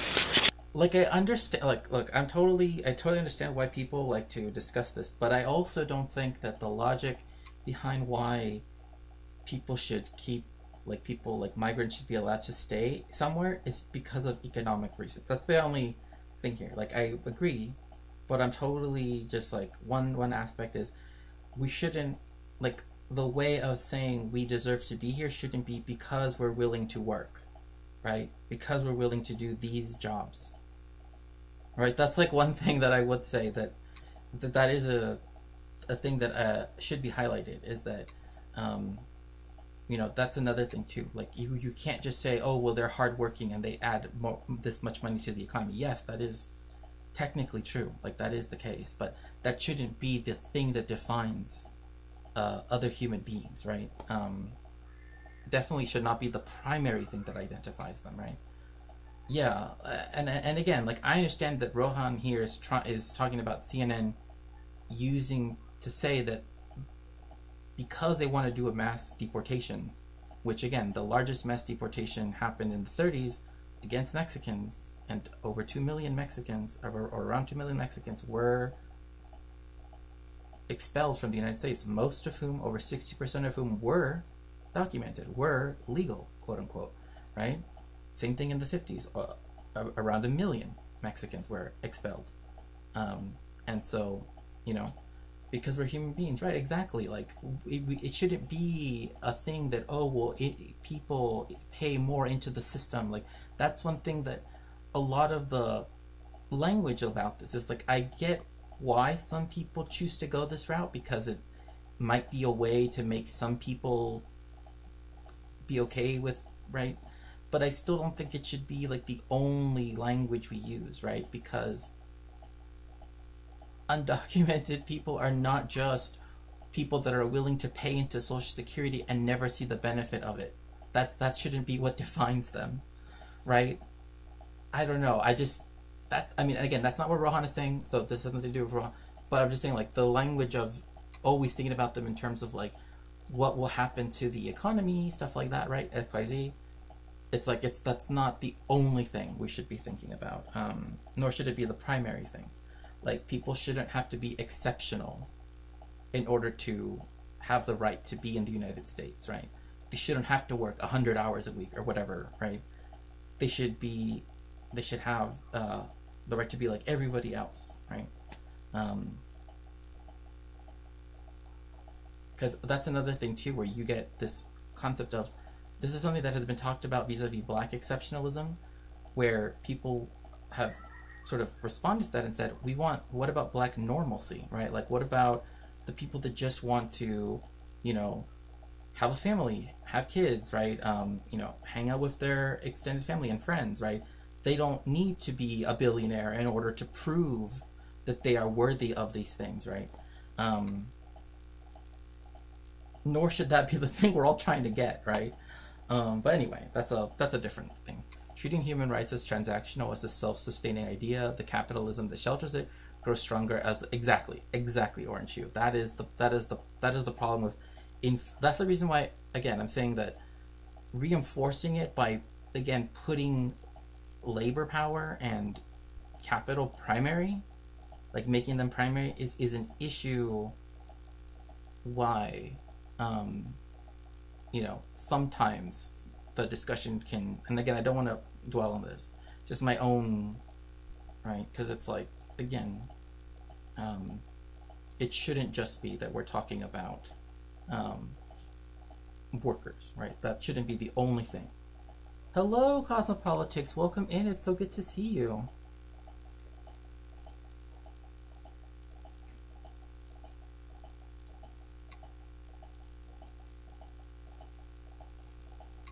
Hope you're doing well. Within 2 days, we will not have food. Does Governor Noam understand that? Governor Christy Noam of South Dakota, her farm is just a few miles away. These factories and corporations and billionaires benefit by the average American not seeing this as a problem. Documentation in America is slow and difficult on purpose, because how else will these industries have a permanent underclass to exploit? Even in this case, you have a curious caste-like division, where privileged folks of minority backgrounds as well, who voted for Trump, were willing to throw people out who look just like. Do make sure to give Cosmopolitics a follow. And thank you so much for coming in. I appreciate it. Oh my gosh, Otai Mesa. I know where this is. I used to pass, well, not by this, but sort of in this area a long time ago. But yeah, like, this is a problem that a lot of the average American might, again, this is why I think that Judith Butler's concept of the people that are not humanized in the first place is very important here, because I think that we can definitely see how that relates to people that have not. Wait, who?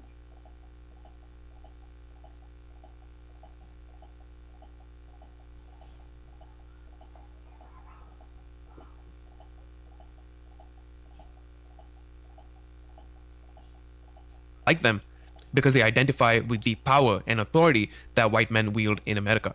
The backlash and collective punishment the entire Latino community is receiving right now, regardless of what their personal opinions are, from other marginalized folks, is exactly what the white boys on top want you to do. The indifferent some Americans who claim to be on. That's true. Like, again, it benefits them to.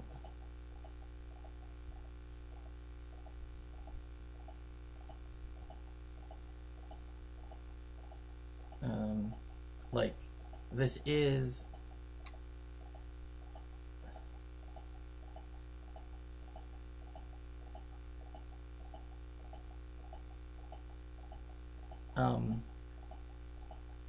Is that, yeah, you have a lot of indifference that exists, right, because of the fact that some people think that they have this innate authority, that they aren't going to be proletarianized as well, right? And this is why you see a lot of the reactionary right being from the petit bourgeoisie in particular, because they are the most against, right, wanting to be proletarianized, right? But yeah, there's a lot of people who, again, because especially illegality in this case is racialized, they don't think themselves as possibly being subject to it, right? Like, they can never be quote unquote illegal, right? So the left are showing two brown folks being deported while saying that they voted for them is indicative of a caste-like system of collective punishment for an entire bloodline. This is ridiculous and unhelpful let's to go back. regardless of what their personal opinions are from other marginalized folks is exactly what the white boys on top want you to do. The indifference some Americans who claim to be on the left are showing to brown folks being deported while saying that they voted for them is indicative of a caste-like system of collective punishment for an entire bloodline. This is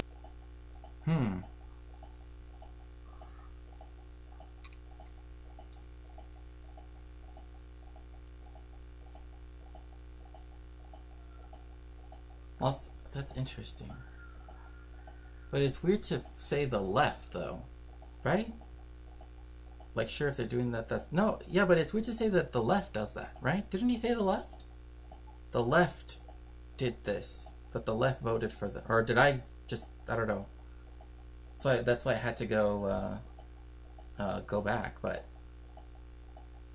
That they voted for them. Well, I guess... ridiculous and unhelpful considering the fact that undocumented folks can't even vote. Empathy is dead. All these systems across the world exist for a capitalist society to create a permanent underclass and exploit them. I think some weird libs are saying all... Ah, I see. Okay. Yeah, I see. Huh. That is weird. I'm not sure what he meant there. So that's why that's why I went back, but I'm still... You to nail this idea into your head as you watch the rest of the video. Asian Americans had once been demonized by the US government, even called an unassimilable race, with South Asians specifically being called the least desirable race for immigration to the US. But during the 1960s, they were transformed into the model minority, a cudgel to be held by white supremacist governments to lecture. Oh yeah, and this is always done. Yeah, the cudgel by white supremacists to then wield it against, BIPOC communities, right? Particularly against the black community in the United States. Something that has been documented because it's been used with the Jewish community, with primarily the Jewish community that was assimilated into whiteness, because not all Jews are white, for example, and not all of them were part of that community that got assimilated into whiteness, but also with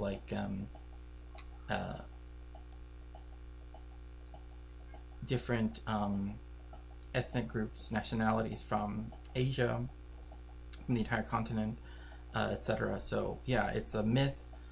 Yeah, that's a good point. That was perpetuated by corporate media that also tokenizes oppressed nationalities to justify bootstrap theory. Right. Like, this is the same thing too, where the people that I was talking about earlier, the people that brought up ethnicity theory as the primary way of dealing with race, or saying how racial issues in America were going to be addressed, they believed in bootstrap theory.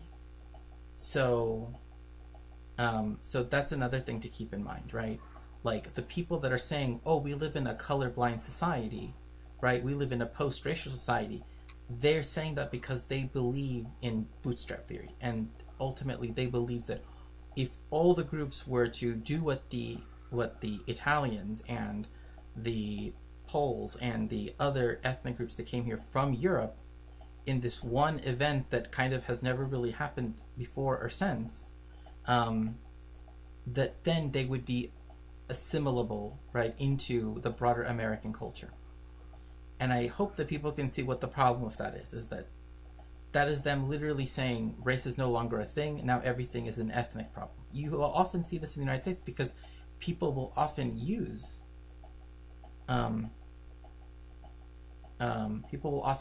like the term ethnicity to mean, right, and again, it's not so much that, oh, it's real or etc., but rather it's to understand that those systems are still existent, right? They're still there. So to muddle the language, right, to make it seem as though ethnicity, race, etc., nationality are all similar or all mean the same thing, is usually used as a way to disenfranchise and, again, put more barriers, put more oppression, right, on particularly the black community.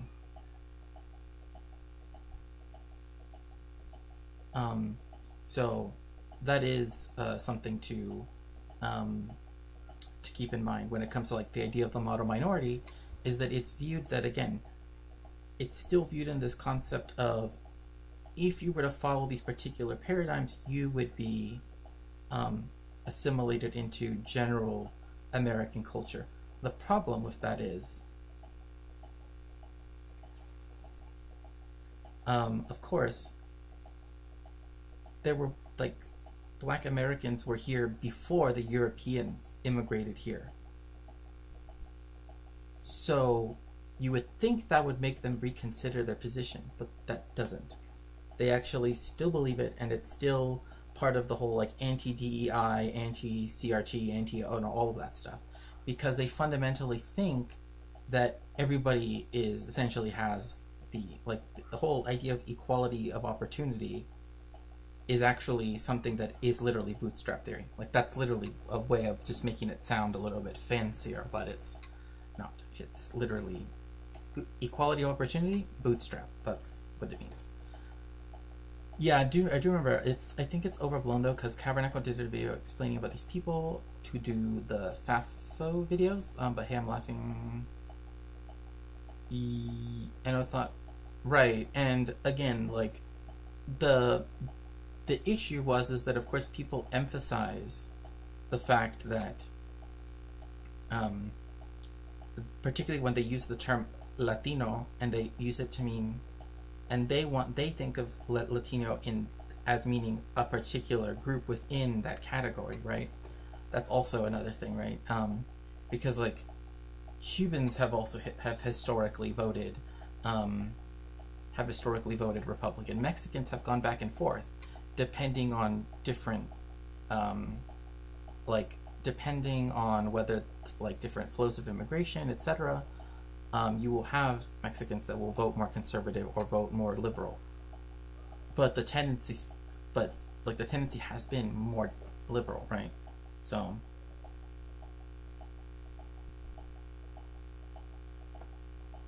And beat down black civil rights movements who were fighting for the same civil rights that South Asian folks moving to the US would come to benefit from. Unfortunately, when your government wants to only import the most privileged creme de la creme folks who benefited from caste privilege, this creates a huge political imbalance. You know, I don't mean to, again, Rohan's video is really good, but this is why the golden visas by Trump is literally, essentially what the United States kind of has always wanted, but more explicit, right? Like, of course they want capitalists, very wealthy, the most privileged people of other societies, of other cultures, of other countries to come to the United States, right? They're willing to extend the privilege there, but it's not the most disenfranchised, the most, you know what I mean? Like, it's not the people that are the most marginalized, they're the ones that provide the labor, they're the ones that make America what it is, but they don't see that, right? They are specifically not supposed to see that, in a way, quote unquote, right? But yeah, that's why you get this imbalance where you do get people like Elon Musk or Vivek Ramaswamy or others, right, that they only represent the most reactionary side of that, because that they know that's the only way that you can continue that same process, right? At a time when civil rights movements were still active in India, with the likes of the Dalit Panthers in the 70s, or even the Asian youth movement in the UK, who literally identified as black around the same time, something different happened in the US. Privileged conservatives like Vivek Ramaswamy took for granted the civil rights that were won for them by black power movements. This naturally leads to resentment among minorities and deflects from the white supremacist immigration system that caused this problem in the first place. And rather tragically, also creates a situation where other minorities from South Asia have to take the brunt of the heat for the actions of privileged folks like Vivek Ramaswamy. Yes, and this kind of goes to what you were saying, right, Alex, to the sort of people wanting to blame it on a specific community, and then the people that didn't even didn't even participate in that, right? They are the ones that have to suffer the consequences of it, right? Like suddenly now it's like, oh, now we need to hold you in suspicion, or now we need to no longer support this or that, right? Because they kind of can't see the wood for the trees, and they can't, in a way, they are unable to see the fact that we're not a monolith, right? So it says a lot, actually, I would say. A tweet he made about his apparently superior culture of hard work and blah blah blah. This self-aggrandizing lecture and how he painted all Americans as lazy and not disciplined and so on. That's exactly how privileged caste folks have been talking about marginalized castes in India for generations. So now you have inter-community conflict. The mere existence of more Indian minorities now in the West shakes the foundation for what it even means to be an Indian in relation to white supremacy. Oh, well, what's this? In New Delhi, priests prayed for the victory of former President Donald Trump. Wait, is that him? Oh, they did? Okay. Tired now. Oh, that's awesome. That you were a physics professor.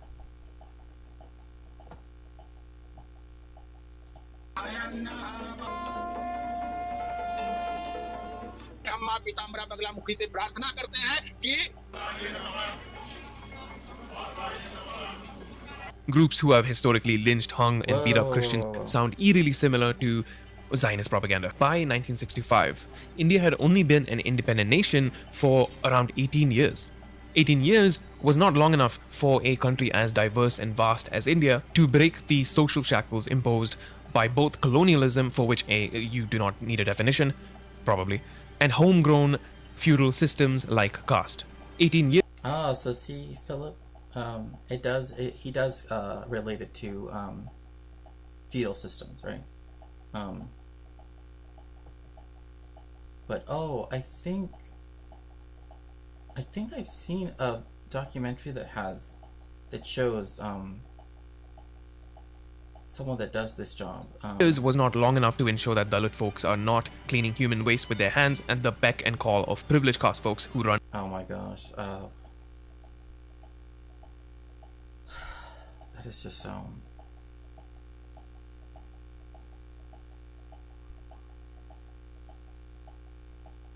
And again, like, there is no reason for this system of oppression to perpetuate itself, except for the fact that it benefits those who it was made to benefit, right? So, gosh, I can't believe that, like...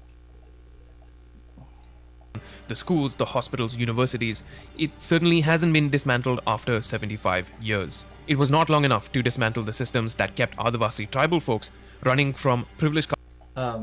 Adivasi typically refers to the fact that those are the indigenous people of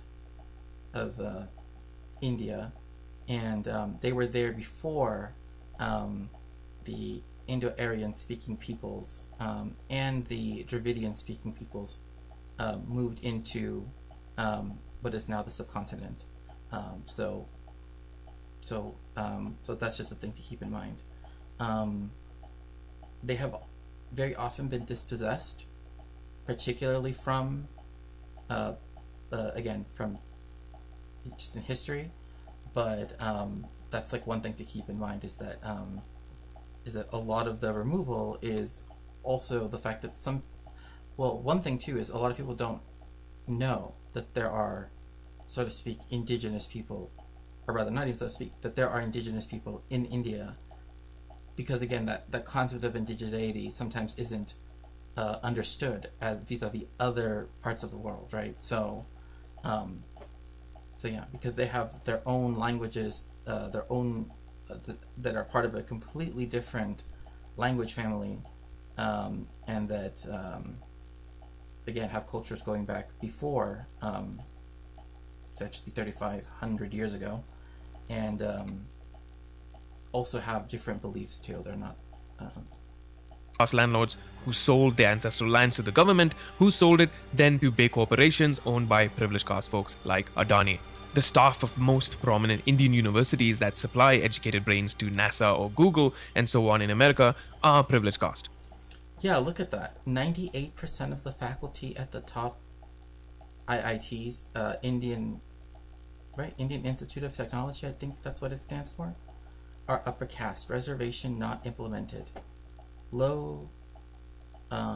There is a low level of representation of both students and faculty from lower caste communities in elite sciences institutions.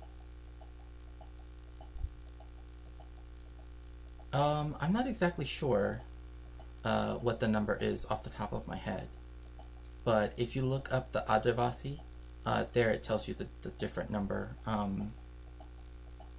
Because the two major language families besides those would be Indo-Aryan and Dravidian. But yeah, like 98% of the faculty, I mean, again, like, remember, like, when I've talked about Mexican colonial history, right, there was a time when essentially this was the same during the colonial period, where it was essentially about 100% as well, where everybody there was a peninsular or a criollo that could go to university here in Mexico. How much has that changed from 1810 to now is a lot less than people would think. But also in America, right, since 1666, I believe that's when Harvard was first founded, how much have the universities, like the Ivy League, etc., how much have they changed since, let's say 1879 or whatever, or 1789, pardon me, or 1776, right? Like, how have they progressed, right? It's a lot less than people would imagine. So to still have 98% of the faculty is, I mean, again, it just shows you that how ingrained the system is. This is an indisputable fact. These are elite engineering colleges whose student bodies, until quite recently, were predominantly upper caste in composition. As with many elite Indian institutions, they were both exclusive and exclusionary. And despite being public institutions, funded at far higher. One thing to keep in mind too is that, again, they are both exclusion. This is from the Ambedkar King Study Circle. This is Dr. Ajanta Subramanian. Is that,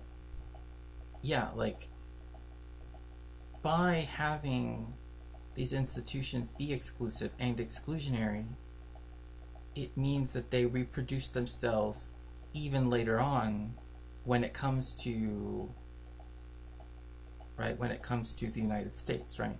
Because then they're also the most likely to go to top schools in the United States, etc., right? So it reproduces itself wherever it goes, and then you have the upholding, right, the ensconcing of the caste system even outside of the subcontinent, for example. Levels in other engineering colleges, they were far from representative of Indian society. What is more, their exclusionary character has been justified. Oh yeah, so here's her book, The Caste of Merit, Engineering Education in India, by Dr. Ajanta Subramanian. 98% reminds me of Alon Mizrahi saying that most of the top university positions are held by Ashkenazi, relatively few Mizrahi or Sephardic. I'm not sure who gave the percentages. Yeah, no, that's true. Like, there was a period until very recently. It's like, I forget how much of what the percentage is technically now, but it's like almost every prime minister of the state of Israel has been Ashkenazi. In fact, oh gosh, was it in Egypt? Or no, was it in Iraq, or was it in Egypt? I think it was in Iraq. They had a Jewish Sephardic minister of finance, and that's higher than any position that any Sephardic Jew has ever had in the state of Israel. Right? So even then, like, literally in another country where Jewish people have been living for, 2,500 years, you had a Jewish person reach a higher position than supposedly in the place where they're supposed to be equal and blah blah blah, right? So How many great minds are lost to such bigotry? It breaks my heart to think. Oh, I know exactly what you mean, the reference frame. It breaks my heart to think the wonderful things, theories they would have created. Yeah, exactly. I mean, this is the reason why, like, there are so many people who, you know, are taken out of school. Oh, this would have been just before the Second World War.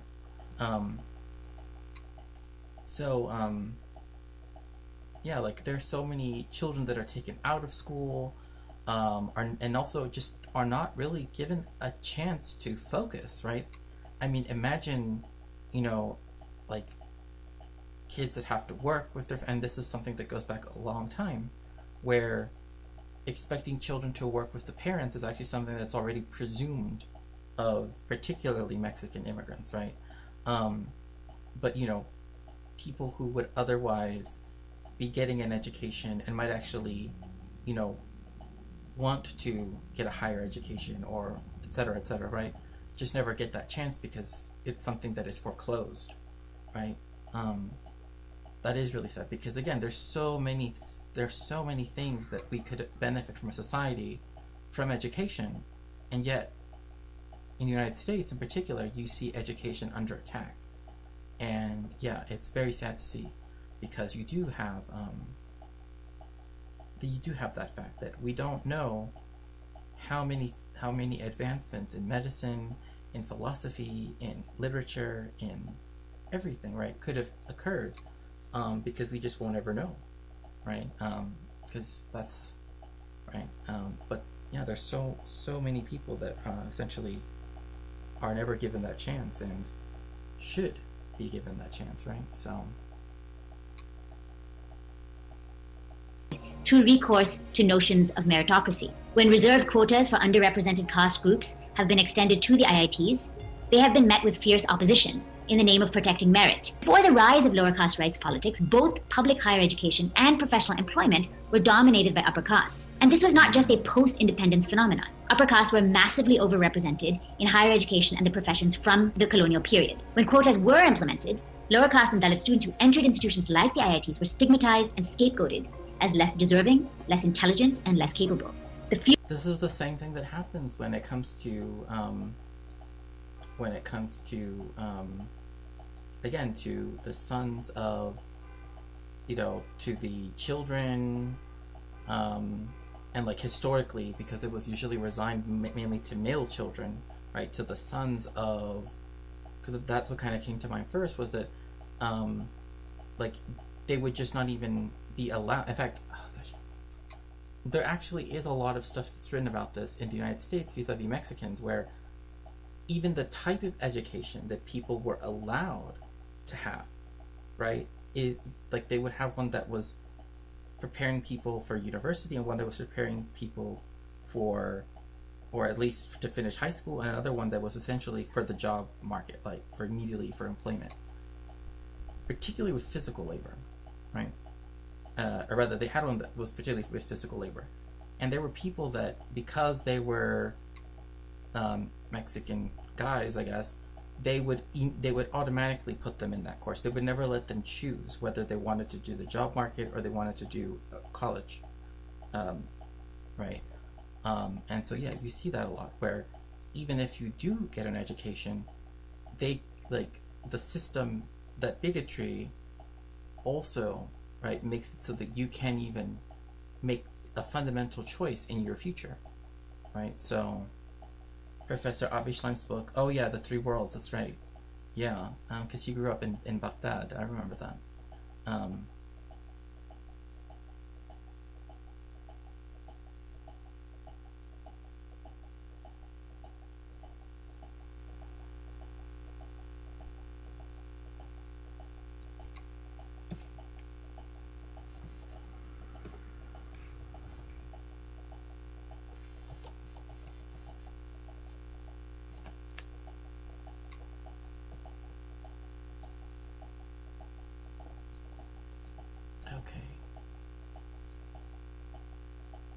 Okay, everyone on Twitch, if you could please get into the robot, get in the machine, so that we can head on over to Zakap's stream. Do make sure to tell him hello, and I will see you all later.